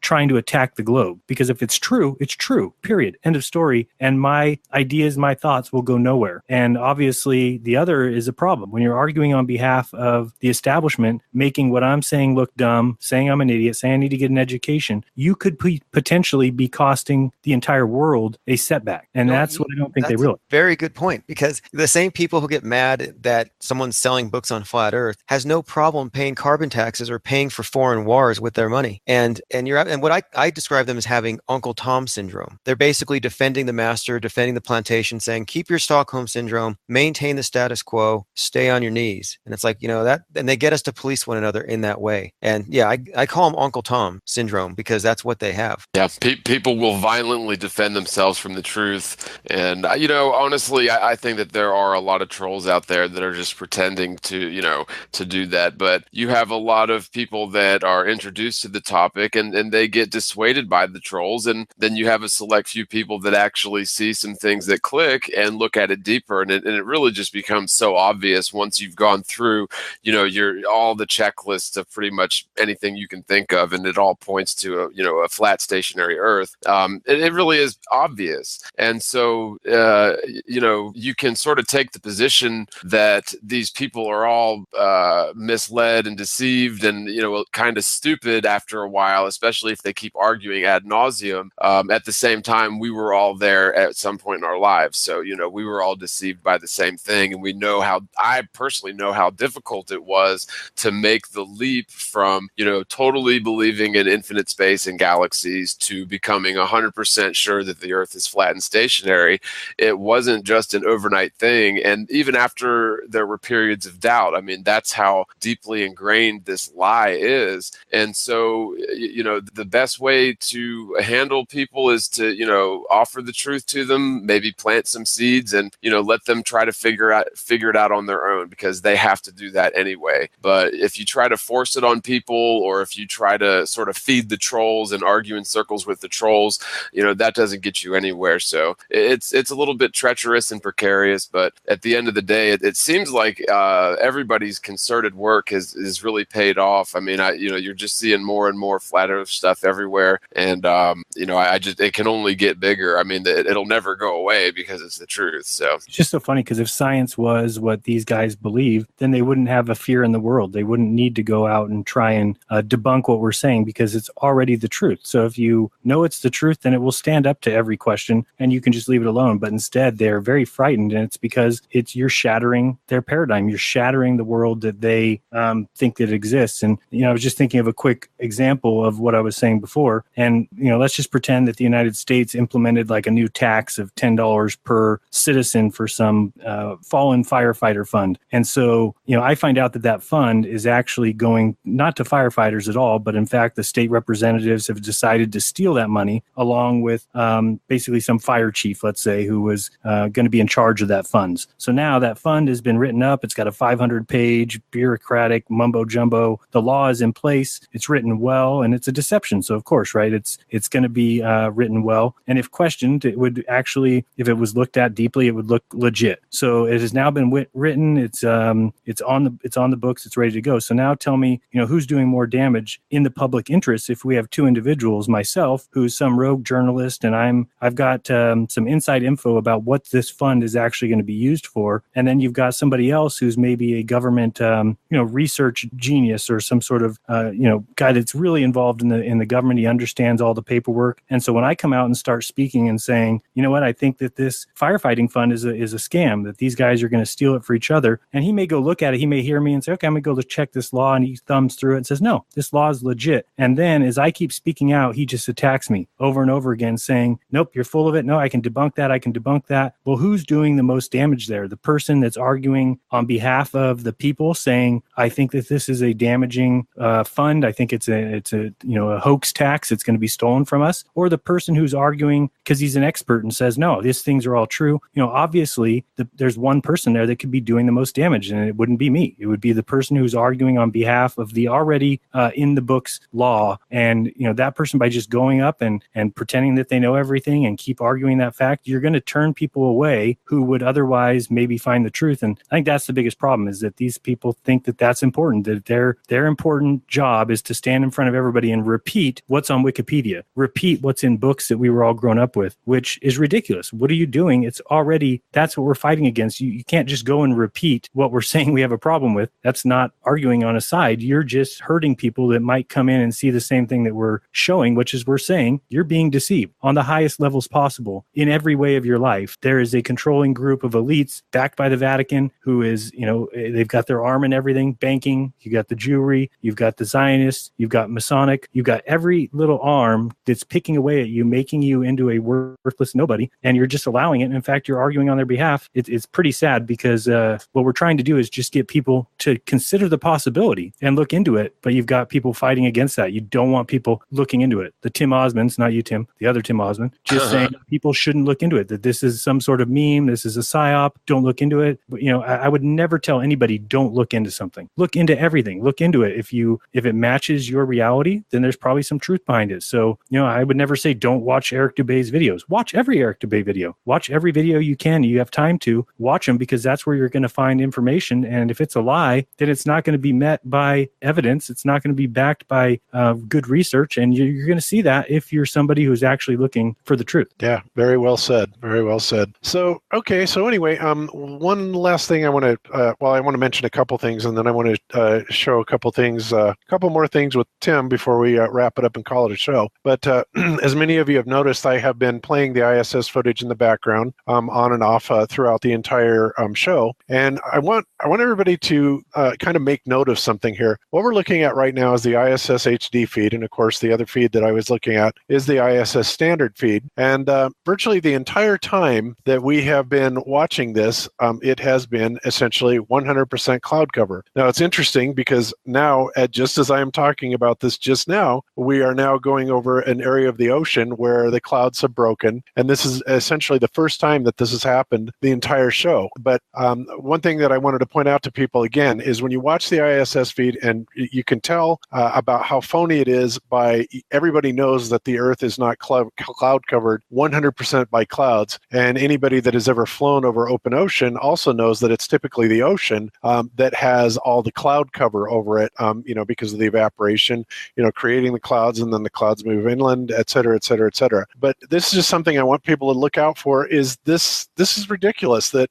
this is all we ever see from the ISS is clouds. We never see any discernible land features, or very, very seldom. So that's just something else to look for. So again, both of these feeds, really the whole planet, solid clouds all the time, not so much. Also, I keep asking people is think of that cupola that they always go to. Why have you never seen anybody go to the cupola on the night side of Earth? Think about it. You've never seen it. Every single time somebody's in the cupola, they're looking at the day side of Earth. Why wouldn't they look at the night side? All the stars would be present, all the lights on the Earth. Well, they don't show you that because it's all bullshit. If you can't see that, more power to you. Oh, don't you know, Jaron, they can't afford to have cameras that point into space. Right. They only get 52 million a day. By the way, you can change that 50 million to 52 now because that's the actual real math on the 19 point whatever they got too. Oh, sweet. Hey, it's funny you mentioned the whole firefighter thing. I actually worked for a couple of years. This was years ago for FireCo, for the Fayetteville, North Carolina for Professional Firefighters Association, calling up residents to sell benefit concert tickets that went to like life-saving programs for children and stuff, to help teach children what to do in case of a fire and stuff. But anyway, it was funny because it turned out that it was actually a fraternal sort of Masonic order of firefighters, and almost none of the money went to any of the programs that they were supposed to. So good analogy. Yep. Although that's not exactly a tax, but they did have some good concerts. Like one of the concerts that they did was Maurice Williams and the Zodiacs. If you're into old school beach music, they sang that old song "Stay" just a little bit longer. Yeah. Anyway, Yeah. not exactly the Rolling Stones or Britney Spears or anything like that. I was going to say sing it for us. I didn't quite recognize the song, but all right. No, I'm not going to sing it. I had to do that enough. No. Yep. And okay, so and then the other thing I wanted to bring up, and I will put all this in the show notes, but as Tim, noticed, there are several articles out there, and I mean a ton of them, that are essentially, making this very same claim that fewer than 1% of the papers in scientific journals follow the scientific method. Good, long, well-written articles. Here's another headline on this one. Believe it or not, most published research findings are probably false. I believe it. I don't know about you guys. I will put that in the show notes. Then we've got one here from Scientific American, an epidemic of false claims, competition and conflicts of interest distort too many medical findings. And that's, what I pointed out when I showed the very first article that was written on this, I think it was about 2 weeks ago, about how incredibly inaccurate. It was actually about a lot of the scientific findings were unable to be validated or verified by peer review. But that doesn't seem to matter to science. So here we have even Scientific American acknowledging stuff like that. Here's another article, why most published research findings are false. This goes into great detail, another great article, put that in there. Here's yet another one. Many scientific truths are in fact false. And I thought this was interesting because of the map and the solar systems and all the art that they've got depicted here. Here we have another one. Waking Science, 6 reasons why most scientific research is fake, false, or fraudulent.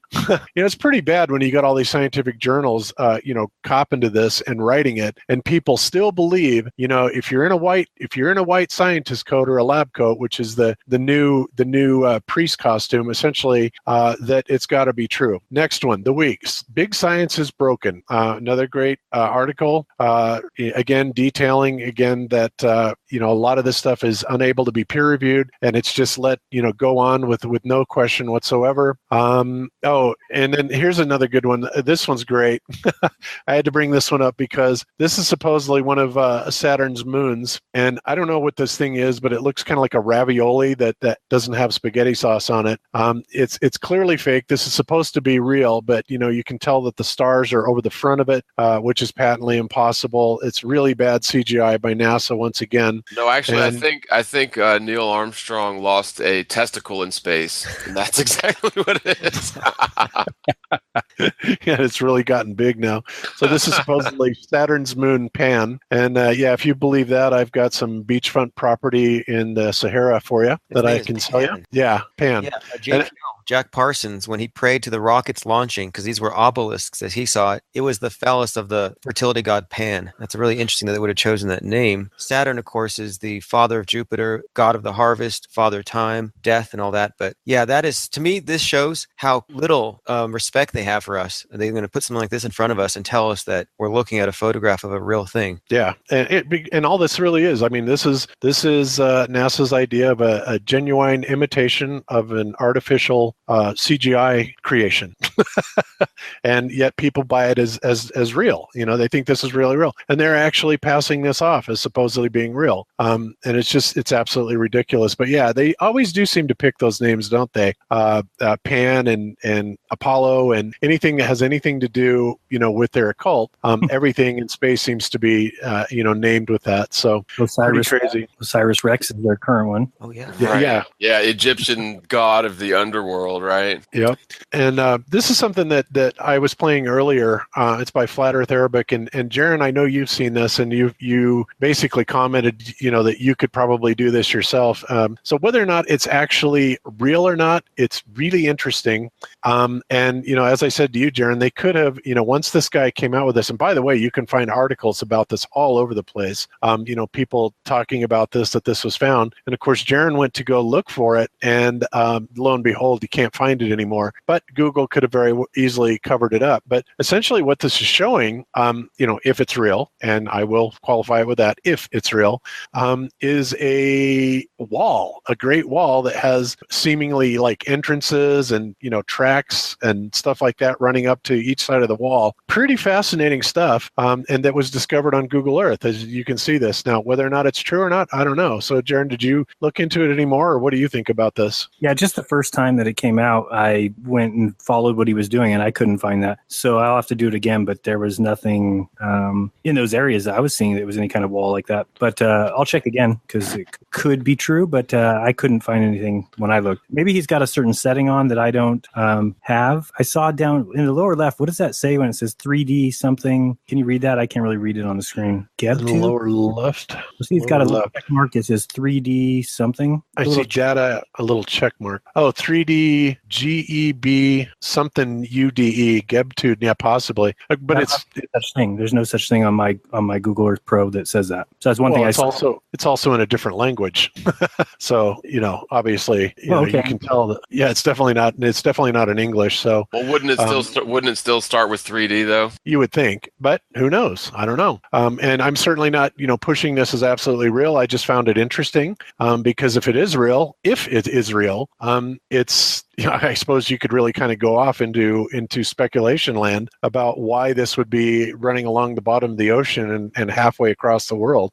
Pretty crazy stuff, but I will put it in the show links. Anybody can look at it for themselves. Like I said, I'm not making a claim one way or the other than the fact that it's really interesting, and it seemed to go kind of semi-viral, and it was written up in a lot of the conspiracy pages and whatnot. But it was put out by Flat Earth Arabic, so hat tip to him for this. Whether or not it's true or not, that's up to you to decide. I'm certainly not going to say, but wow, if it is, wow, that's all I can say. It doesn't look like something you could make up. So it looks like he actually found something and then they took it out. That would be my guess. Just because I don't really know how that looks like it's Google's work. It looks like what you find. So I can't picture him manufacturing the whole thing, but I can't real either. Yeah, it's crazy. Have you seen anything like this before, Tim? Yeah, I've been looking at it, and I see the data comes from NOAA, which if you haven't looked at NOAA's website, the National Oceanic and Atmospheric Administration, look at their logo. It's a dove flying over the ocean, and NOAA is the organization that is telling us that the ice caps are melting and we're going to be flooded if we don't stop polluting. Well, that was NOAA's message from the Bible, was don't stop sinning, we're going to get flooded. And his symbol, the symbol of Noah from the Bible, is also a white dove, because it was a white dove that gave him the message that the world was done flooding. And again, so when I look at anything from Noah, I'm like, oh yeah, this is part of the religious paradigm that they dressed up in science. Yep, and I pointed out in a video that I had to take down because I got threatened with legal action, but the video that I put out about Polar Cruises, who owns like 250 different domain names, Polar Cruises, Antarctic Cruises, Antarctic Cruise, et cetera, et cetera, et cetera. Seriously? They threatened legal action? Yeah, this is about 6 months after I started making videos, when I made my video something about, I don't remember the name of it, Antarctica something. Tiger. I remember the video. Yeah. Yeah, it had to be removed because the company Polar Cruises threatened me with slander and the whole video. Because I did say that they were a scam, and whether or not I still believe that is up to to you. But the problem is with them, they have 5 employees, and one of their 5 employees is the daughter-in-law of the head of NOAA. So, my God.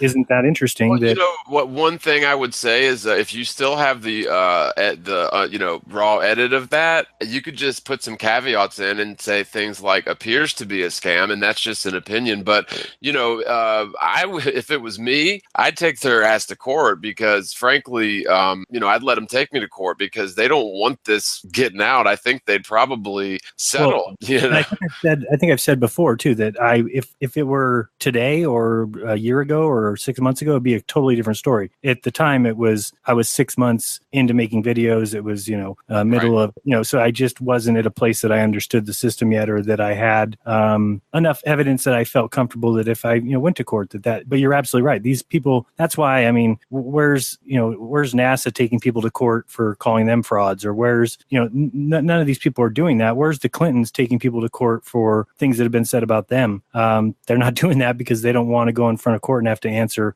things that they've done. So no, I totally agree. In fact, you're right, John. I do have that original, so I will even edit out me saying that they're a scam and still put the video back up, and then they can take me to court if they've got a problem with the information, which the information is all fact-based. Yeah, because it was a really good video, man. I was really surprised to see it was just dozens and dozens of companies that were seemed to be just sort of like dummy companies that were all owned by the same few people, and then the connection to NOAA, and of course NOAA allegedly has satellites up there, as well. So we can pretty much guarantee that they're completely full of crap just on that alone. But what does it say about them that the opinion of one individual with a YouTube channel is enough to call them to react like that? And this is one of my theories about this whole thing, is that if they didn't fear a mass awakening and mass exposure, they wouldn't have to do everything in the dark, protected by non-disclosure agreements and blood oaths. And I think that they know that if they made their intentions open, they would be stopped. And so the fact that one person 6 months into his YouTube channel could raise an eyebrow like that and get them to react, it shows that no, they're obviously hiding something, and they're obviously very scared of exposure. They can't provide anything to counter what you might say. Yeah, absolutely true.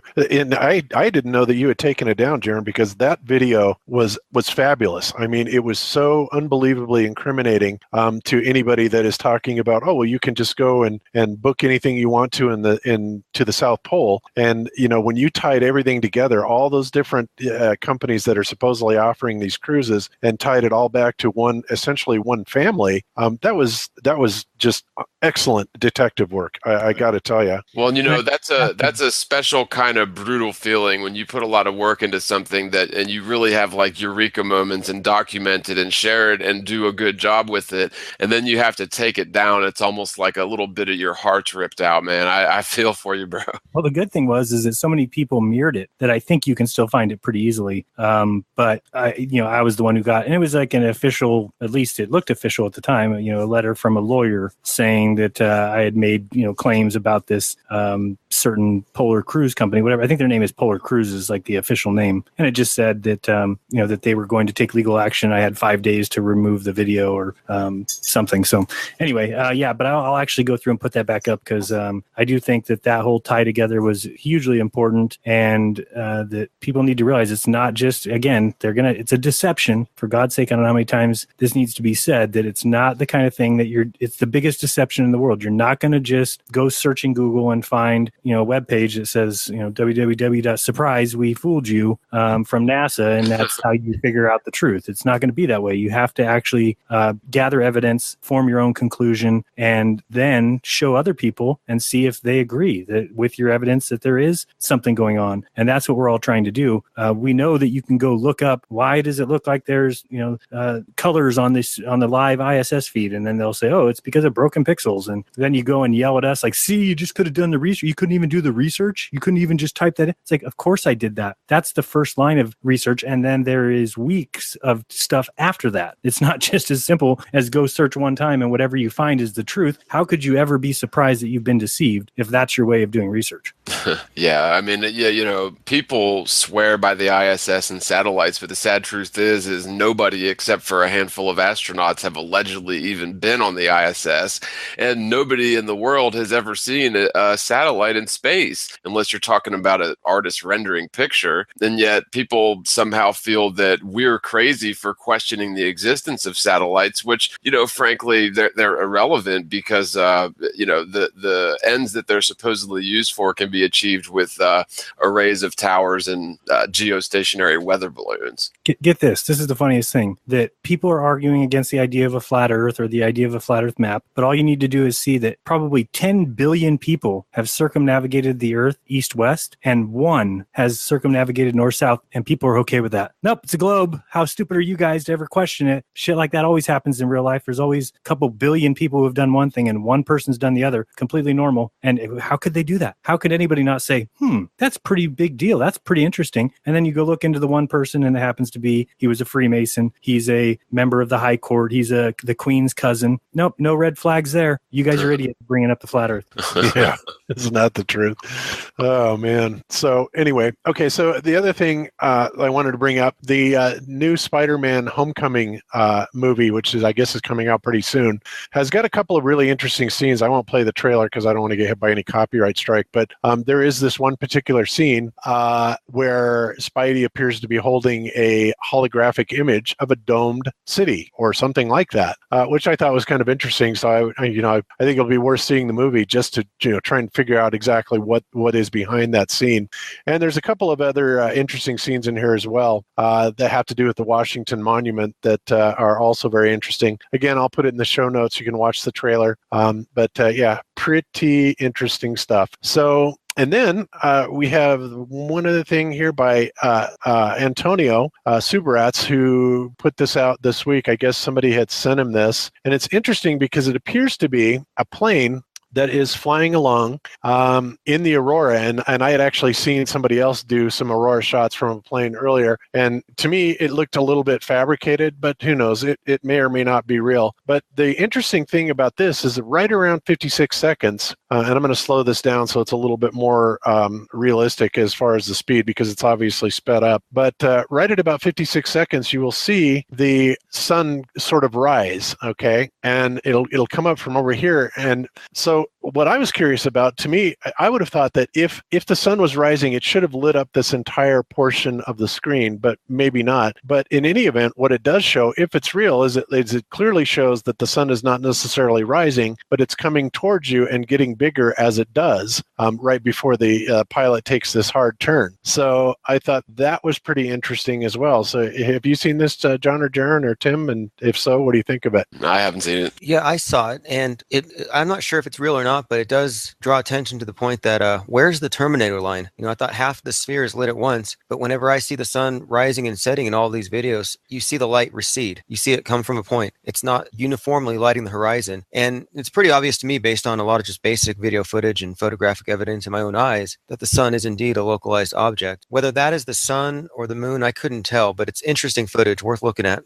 Yeah, that's actually a good point. It could be the moon as well. And I'm sorry if I misspoke and said that it was the sun. It could be the moon, but I'm noticing some anomalies with the picture or the animation itself. I'm sort of noticing the stars shaking out of sync with the clouds beneath, and to me, that it's almost as if they're using some sort of CGI layers. Honestly, yeah, very strange. So anyway, it's on Antonio's channel. If you want to go and take a look at it, I'll also have it in the show notes as well. But I thought it was interesting, and like I said, I had actually seen another one earlier this week, but it's so crazy how they're flying along, in what looks to be in the Aurora Borealis, and you can see, stars off here in the background, and of course, then you can see lights from the cockpit kind of shining off the glass up here. Now, whether or not it's real or not, I don't know. That's for you guys to decide. I just thought I'd bring it up. Hey, Bob, one thing I wanted to show, and I can't remember the person's name. I'll double check, and then I'll talk about it next week, because it was a emailer that emailed me this picture and made me think about it. If you just click on the link, the bottom one, not the top one that I put in the chat. The bottom one, yeah. So this is the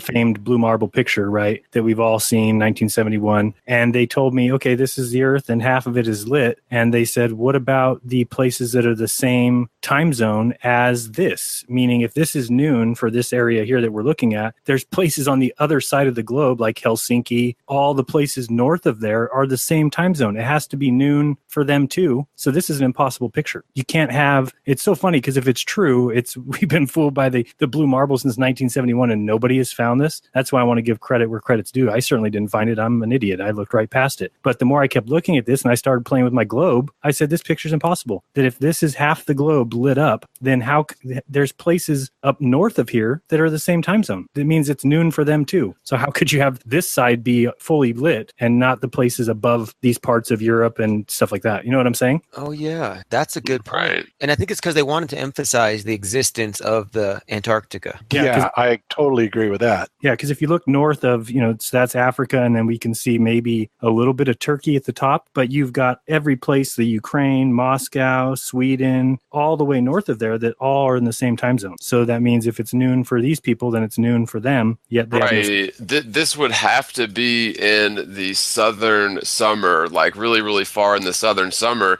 And you're absolutely right, because it looks like, the South Pole is heavily lit and angled towards the sun, and it's 100% lit up, the face that we're looking at. And so, yeah, pretty much every line going straight up and down. The equator is at the very top. So that's, even assuming a, 26 degree tilt away from perfectly, level with the ecliptic. The globe's way too small. It's Africa's way too high. That really doesn't add up at all. That's a really good observation. I totally agree. Yeah, and it looks like Mercator too. It looks like Mercator's protection instead of Peter's or anybody else's. Yeah, totally. Yep. So what was the other link you had here, Jern? Tucson News. Oh, that was just something I posted in Facebook earlier. I thought was hilarious. If you getting above it all on a budget, you might have seen video of people want. No, if you scroll down, it was more about the article itself, but it's talking about how that they're going to put these balloons up, and it says NASA's decided that UA, which is University of Arizona, will lead the $40 million international mission to send an unmanned high-altitude balloon about 120,000 feet into the air at Antarctica. They're talking about it like this is impressive. I mean, Dwayne Kellum for $1,000 is sending balloons 120,000 feet in the air, and it says 40 million. Jesus. Using a balloon-borne observatory, scientists will study the interstellar medium. That is classic. That is, you're talking about 0.000000001% of the distance of stars. Like, that's going to help you study by just going up 120,000 feet when you're talking about light years, 25 trillion miles at the minimum. And then if you read the quotation there, it says, we're trying to understand how stars and planets come to be. And it's just a hilarious article that people accept this. And then it says down there, his team is building the instrument that will launch in NASA's balloon in December of 2021. Like, what the hell are you? It just makes me laugh. It's like, what a joke that these people put this out as news, and people just love it. People just love NASA news. Look at what they're doing. They're doing such great work sending balloons up 120,000 feet for $40 million in 2021. Well, and that's totally right.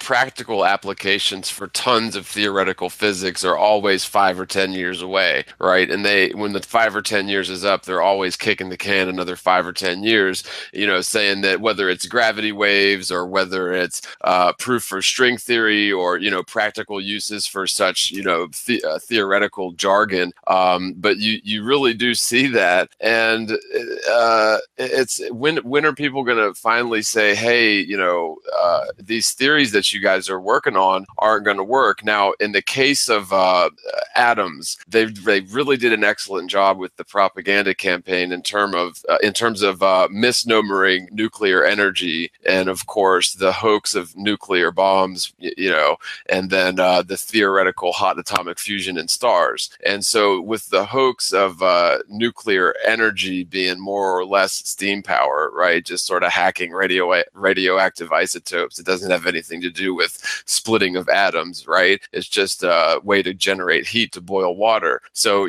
that's a misnomer, but they pulled it off in terms of the propaganda to support the theory of atoms. And you guys already know how I feel about atomic theory. They've made sure that the numbers work, but that doesn't really prove that their model of atoms is irrelevant at all. It really is in the realm of theory. However, with those three things that I mentioned, they've sort of cemented atomic theory as if it's somehow factual. But that's sort of how they roll. NASA does the same thing by faking space. No, good point. They use psyops to make myths real. Yep, exactly, and that's true propaganda. And that's true. The biggest lies told the loudest will be the ones most believed. Yeah. Like perhaps you live on a spinning ball. Exactly. Yeah, exactly. Exactly. Yep. I couldn't help but notice the call letters of the TV station here in Tucson, Arizona. KOLD, cold. That is a cruel joke. I'm telling you, people are murdering each other in traffic because of that right there, and they don't even know why. I know. It's crazy. Yeah, it's road rage, man. Maniacal, I'm telling you. Yep. So, Tim, one other thing that I wanted to point out, I know that you sell some things on Facebook and eBay and stuff, and you have taken some heat from people about your artwork because it appears to be a little bit kind of macabre, I guess, or dark. But when I look at it, I mean, let me bring it up here really quick. I mean, it's interesting. I'll give it that much. But when I look at it, honestly, I see something that looks to me like it's kind of a cross between Picasso, which is similar, and at least in my eyes. Of course, I'm no art critic, and one of my favorite artists by the name of Alex Gray. Yeah. So is this something actually someone who inspired me? He's someone who, in order to really understand his subjects, like the old classical artists would supposedly dig up bodies or dissect bodies to understand anatomy. He did spend time working in a morgue, which is something that I also did, and as a decedent transporter, and I worked for an embalmer for about a couple of years. But I mean, the money wasn't there. But I like the idea of, if you're going to explore an area like the macabre, you can explore death or something, maybe you should get some firsthand experience to really get a visceral sense of what you're dealing with. Oh, look, I made a zombie out of the Pope. A lot of these were baseball card-sized paintings, and it was more about making a sustainable business model. So what I did was I started a business selling tiny paintings, usually zombie themed, because it's all about marketing, and I was making basically an effort to continue to sell a certain genre. But I found that selling small paintings was an economically viable way to sell art full-time worldwide, and I did that for about 7 or 8 years. I actually don't do it anymore. I don't sell art for a living any longer, but a lot of people are digging through the artwork because of the anti-Tim, the Tim whose namesake I appropriated, because he thinks if people see some scary paintings that I've done, it's going to somehow discredit my message. And it's like, you know what? I don't think anybody cares. Yeah, and no, not at all. I mean, I find your art interesting. I mean, it's not my particular taste, but like I said, when I saw the resemblance to Alex Gray, it kind of, that's what I was just going to ask you, if Alex Gray was any sort of inspiration. And I got a chance to meet Alex Gray about a year ago. He was doing an event here in Denver, and he and his wife were there, and he's an amazing person. I mean, wow. Yeah, I always wanted to go see his Chapel of Sacred Mirrors. He's someone who definitely understands quite a bit about Terence McKenna, these models of the mind. He believes in the stoned monkey theory that drugs were an evolutionary agent. He's definitely somewhat still in a scientific paradigm, but he's definitely a mystic, and his work is incredible. He's very technically efficient. He does medical grade, medical quality level illustrations of the body, but he combines it with this trying to basically illustrate the soul as well. So it's not just a hunk of meat and bones, but he's showing the interaction of the soul and consciousness with the body. Very fascinating work. Yeah, excellent. And that's cool that you were kind of inspired by him. So yeah, interesting. But you're right. I mean, I saw Tim Osman in your chat basically trying to dox you under another one of your aliases. And like I said, I don't blame you for doing that, and a lot of people do. And honestly, in this community, you're smart in doing so. a lot of ways. I don't know the precise numbers, but from after years of selling art, I've done some analytics looking through my PayPal, and I'm recognizing that easily 40 or 50% of my buyers are repeat buyers, and many of them stick around for years. And so what I didn't want to do was continue to use that name and then start talking openly about flat earth and criticizing religious paradigms and then lose all my followers, a lot of whom are people who believe strongly in global warming and stuff. And so it was a business decision not to mix these these categories. And so wise move.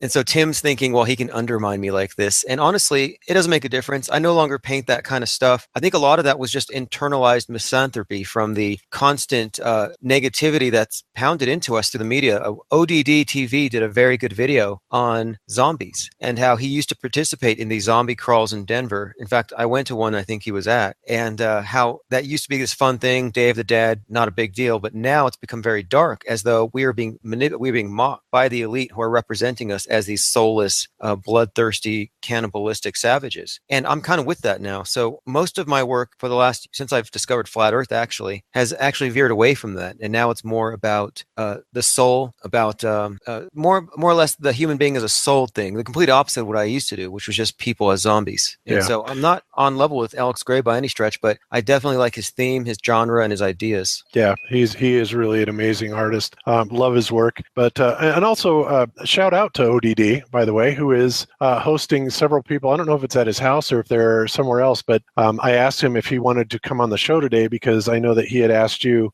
in the comments section of your last video if you guys wanted to get together. And I said, well, he's going to be on the show today. And he goes, well, I would, but I've got all these people coming over and we're going to have a Globebusters viewing party. So shout out to ODD and everybody there. And I don't know if you know this or not, Tim, but ODD is my neighbor. He doesn't live very far from me. He's a wonderful guy, great guy. And you're right. He is one of those people that is legitimate and is truly interested in finding the truth. So, he's somebody that obviously we all recommend and think his work is excellent. So shout out to you. Go ahead.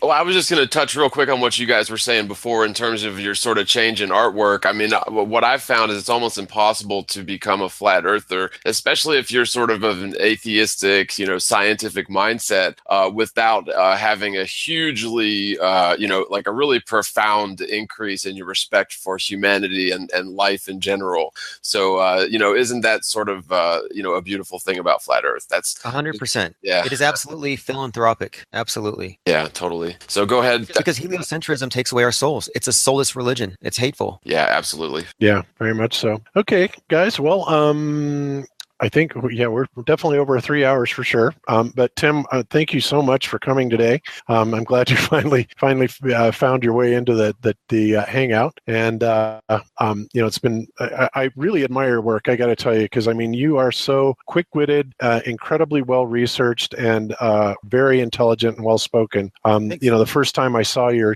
channel, I absolutely loved it. So congratulations on your great work. Yeah, thanks for inviting me. And I'm very familiar with all of your work. Every single one of you here. And so, definitely great to participate, and it's great to be able to affiliate with people who understand the difference between scientism and the methodology, and who are employing the methodology, which is why I like ODD TV. And I was going to say about his work is also, it's important to criticize the culture that's being forced upon us. A really good book I'd recommend is The Romantic Manifesto by Ayn Rand, because she talks about the effects that art has on the mind and on our self-esteem and our self-concept. And it seems to me that there's a concerted effort with all the media and the entertainment to debase us and to get us to accept this idea that we are less than we are. We're just animals that need to be regulated by an authority. And politics, of course, and affecting change is downstream from the culture. So very smart angle to take with this thing. Yeah, but definitely thank you for having me on. Yeah, thanks for coming, man. And, after seeing things like the rice experiment and how, emotions can have effect on water crystals and such, when you're inundated day in and day out with, violent images on the television and advertisements that sort of get into your subconscious, it really is sort of an all-out assault. Real quick, and thanks for coming, man. Awesome show. And a couple things real quick before I go. I got a quick question for Bob. Do pilots ever use special clocks or adjust their clocks to account for time dilation? No. No? Okay, good. I didn't think so. It's sort of the obvious question, but I wanted to make sure. Another shout out real quick to David Wolf with longevitynow.com. He's the dude about the NutriBullet, which is awesome if you're in the market for something that makes milkshakes and that sort of thing and smoothies and really awesome stuff. It's the best. And the last thing, I made a couple videos this week. On the 29th, I shot the crescent moon at 3% well after 9:30 p.m. And the day after, actually on the 31st, 15% 50% crescent moon was like 75 degrees overhead, which is like so totally incompatible with the heliocentric model. But people, when they see this evidence, the globe heads, they're like, they don't understand it. They're like, it's just so ridiculous. But yeah, anybody that saw the moon on the 31st, it was like way up there, and it was, I think, 15% full. So pretty awesome stuff. Anyway, that's it for me. Check out the Morgile. I've got some new videos up. So yeah, Great. Okay, excellent. And Tim, is there anything you want to plug before we get out of here? And of your artwork or anything you're selling or anything like that, feel free. I have started experimenting with more flat Earth themed art. I'm doing little paintings of astronauts swimming with bubbles and everything. But if you want to check anything out, infiniteplanesociety.com. I do want to give a little shout out to Cathexis, who was very helpful to me because he reached out and helped me figure out how to get into Hangouts and start doing live streams, something I wasn't focused on at all. And so he kind of got me into this process, which was very helpful. Excellent. Yeah, Cathexis is a great guy. He's been on our show a few times now, and he's definitely making the rounds. Very popular, and one of the best things about him is the troll Tim Osman absolutely hates him. So love it anytime he's on.